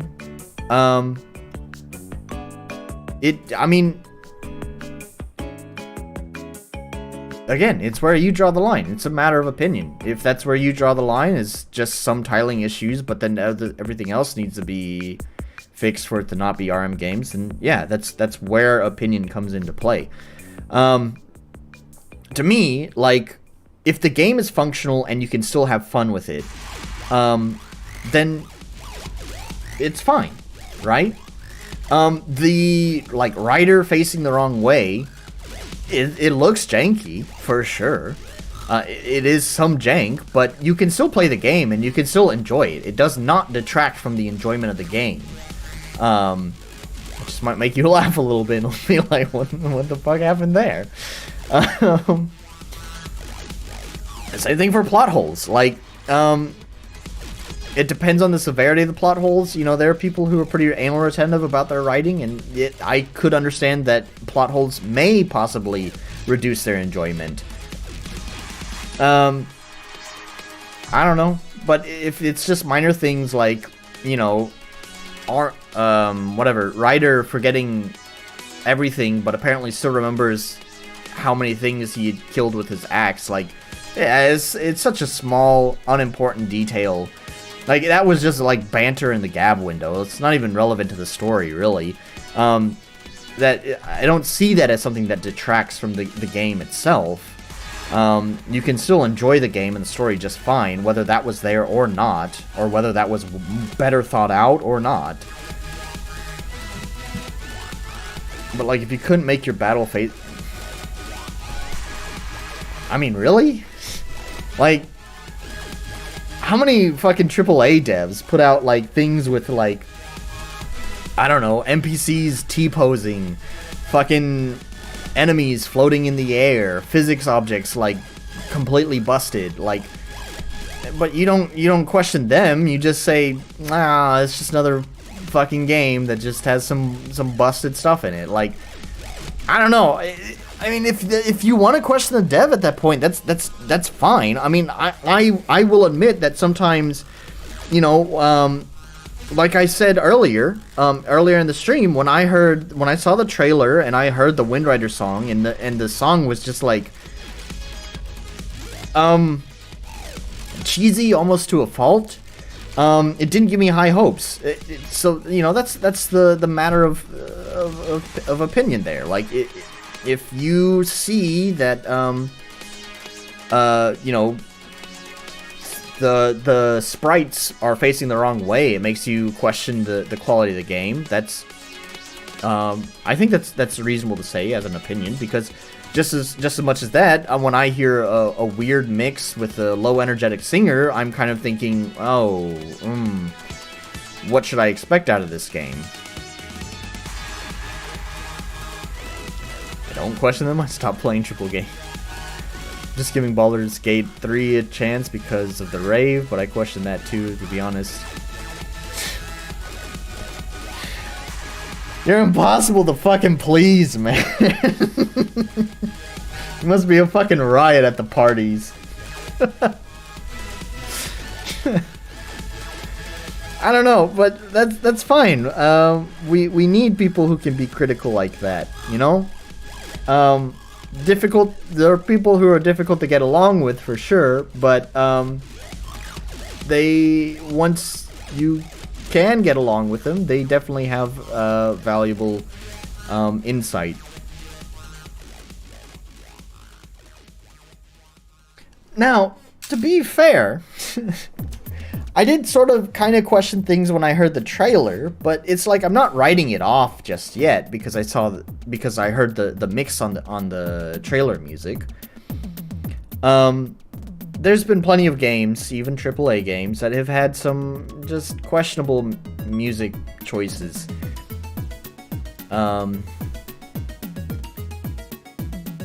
Game of the decade comes out. SG's like, I can see back faces in this facial hair. 0 out of 10.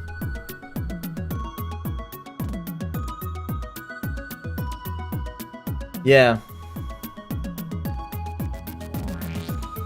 Anyways, Mr. Oric's a tough one to please. I think that's just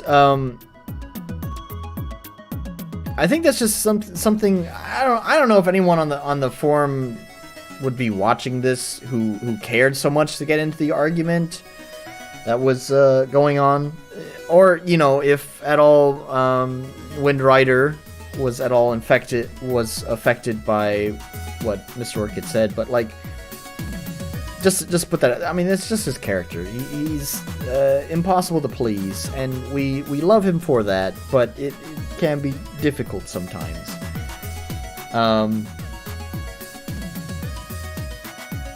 You know, glad to have him here. The beard thing in BG3 makes me not play certain races because they couldn't stick the beard on their face correctly. I can maybe sometimes. It depends on the game. I haven't played Baldur's Gate 3 yet, So I don't know how much this would affect me, but I can understand sometimes when, like, if it's a game where you're going to be seeing your character's face a lot, and they just can't really seem to get, like, the parts of the face to connect properly, I can understand that. I'd probably just avoid that, just like you, avoid the race. Pick something where it maybe looks not so weird.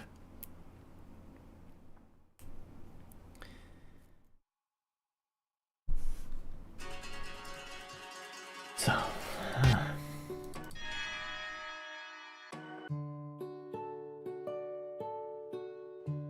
beard off the face slightly, literally unplayable. Literally. Alright. So, I guess I should at least reveal what the mystery game was, if you didn't see it when I had the game grades sheet open. I'm not going to play it tonight because I'm tired. But that's okay. You're not missing out on much. I was just going to play Halo 3 ODST. That was going to be my third game for the night. That's mostly just because there's a few RPG Maker games I do want to play, but I don't know. It's kind of a tough week last week for me. I don't know. Sometimes you get a little bit tired of the RPG Maker jank. I've recently been replaying all of the Halo campaigns, and I really love the ODST campaign. Did anyone actually believe in the mystery game? I don't know. No one asked, but I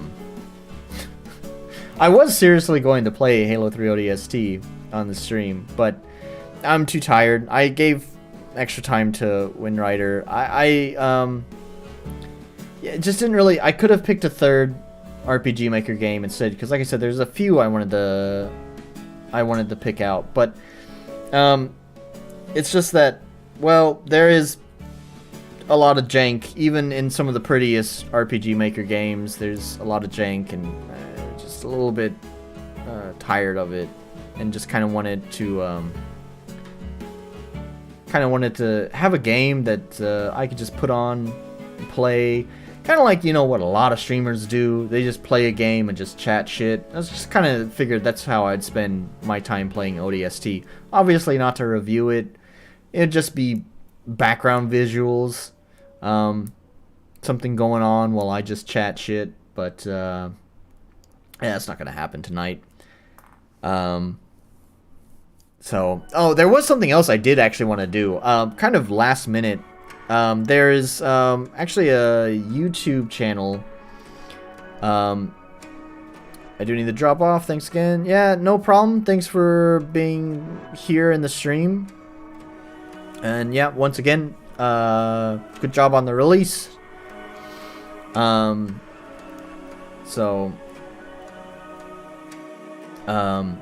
there's a YouTube channel called Inferno Plus, I believe is the YouTube channel's name. And he does like a lot of mods for different games. And he has done a mod for the Halo 1 campaign. And kind of last minute, it kind of occurred to me. He actually just put out a video today where he made an update to that mod for multiplayer. But it's like, oh, it just occurred to me is I could totally play that mod on stream. And that would not directly be relevant. But... you know, it'd be like small creator making something for a game, right? Not exactly a game itself, but still something worth reviewing and having fun with on stream. But it was kind of last minute when I realized I could do that, and I didn't feel like I didn't really have the time to download and set up the mod. So yeah, maybe I'll do that some other time if I feel like just putting a game on in the background and chatting shit.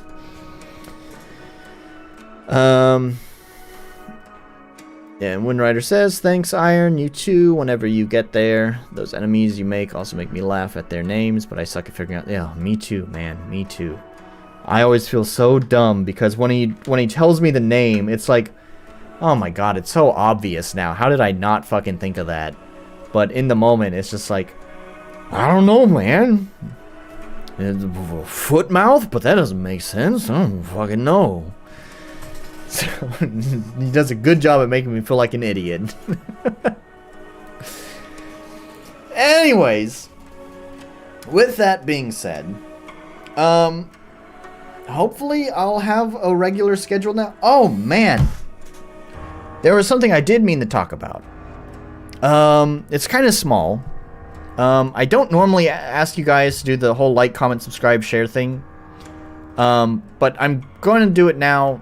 If you made it this far into the archive and watching it, and for those of you who are still here, although those of you who are here are in my Discord, so you already know this, but whatever. YouTube recently changed their requirements for monetization on the platform. Now, for those who didn't know, I used to be monetized on YouTube because long ago, YouTube used to have it that anyone could monetize themselves. So I set up an AdSense account and had my channel monetized, and I made about $60 in ad revenue. Unfortunately, you can't get paid until you earn $100 in ad revenue, so I never actually saw those $60. But then they changed the requirements to be 4,000 watch hours over the past year and 1,000 subscribers. And I was nowhere near that, so I did not get to keep my monetization. And it's been that way for a long time now, maybe 5 years, or maybe longer than that. That's the way it's been on YouTube. However, recently, they decided to kind of relax that rule for a little bit. Now, the requirements are 3,000 watch hours and 500 subscribers. Good news, I've already reached a subscriber subscriber count. Hooray! The watch time is the thing that I am missing. I think I'm about 1,000 watch hours away. So first of all of you who have watched this far, let me just say thank you very much for your watch time. You have devoted 3.5 hours to that watch time. So thanks. With that being said, monetization would not bring in much money at all. Probably pennies a month. So I would still probably wouldn't ever see that first paycheck from AdSense for quite a long time. However, some money is better than no money. So let's get this shit monetized. I usually don't ask you guys to do all the YouTube stuff, but come on. Come on. Help me out. Do the thing. Do the liking and the commenting and the subscribing. By the way, chat messages do count as comments, if I recall correctly. YouTube may have changed that, but someone had done some tests, and YouTube does count every chat message as a unique comment. So all of you guys doing the chatting stuff, like that's super helpful too, because YouTube counts those as comments, unless they change that. But I think they count them as comments. So yeah, doing all of that stuff and sharing it so that way we get some more watch time. I'm really far off that 3,000 watch hour mark, but you know, it's like over this year we've seen very slow but steady increases in my channel. So let's keep that going, and maybe with each new subscriber we're gonna speed up the process of reaching that goal. So let's do it, man. Let's try to get there. I don't know when. I'd love to set a goal, but it'd be too over. I feel like it'd be too ambitious. But I'm a lurker. It's fine. Remember, if you're also just watching, whether it's the archive or on the stream, all of that contributes to my total watch time. So you don't. The chatting helps give the video a boost in the algorithm, and so does the watch time as well. But the main thing is that the watch time is what I really need to get the monetization. So it's fine if you just lurk. That's fine. You don't have to chat. Anyways, so I don't know. Here's an ambitious goal that it's okay if we don't make it, but we gotta set a goal anyways. New Year's 2024. This channel will be monetized. That feels way too overly ambitious, but let's fucking make it happen. So, anyways, so that was the important thing. If I remember, I'm pretty bad at remembering. This is the reason why I don't ask you guys to do it. It's not because I think it's gauche or anything like that. I do think it's gauche, but I also think it's necessary. The only reason why I don't ask you guys to do the subscribing YouTube thing is because I always forget. But I'll try to remember from now on, and you may hear me say it so that way we can get there. That's the mission. But for tonight, I'm tired. Next week, I'll try to... I don't know what I'm gonna do. Maybe play some games. Like I said, there's a few RPG Maker games I actually wanted to play. So, if you don't swing for the stands, you won't hit a home run. Yeah, exactly. I like that. So, always set a goal, even if you don't achieve it. So, yeah, we'll see what next weekend brings. I don't know. Things are pretty complicated right now anyways, so who knows what will happen. But I'll definitely be here next weekend. Maybe just doing game development, maybe playing some more games. We'll have to see. You'll know when you know. But for now, thank you guys so much for all of that watch time. And I'll see you next time. Bye!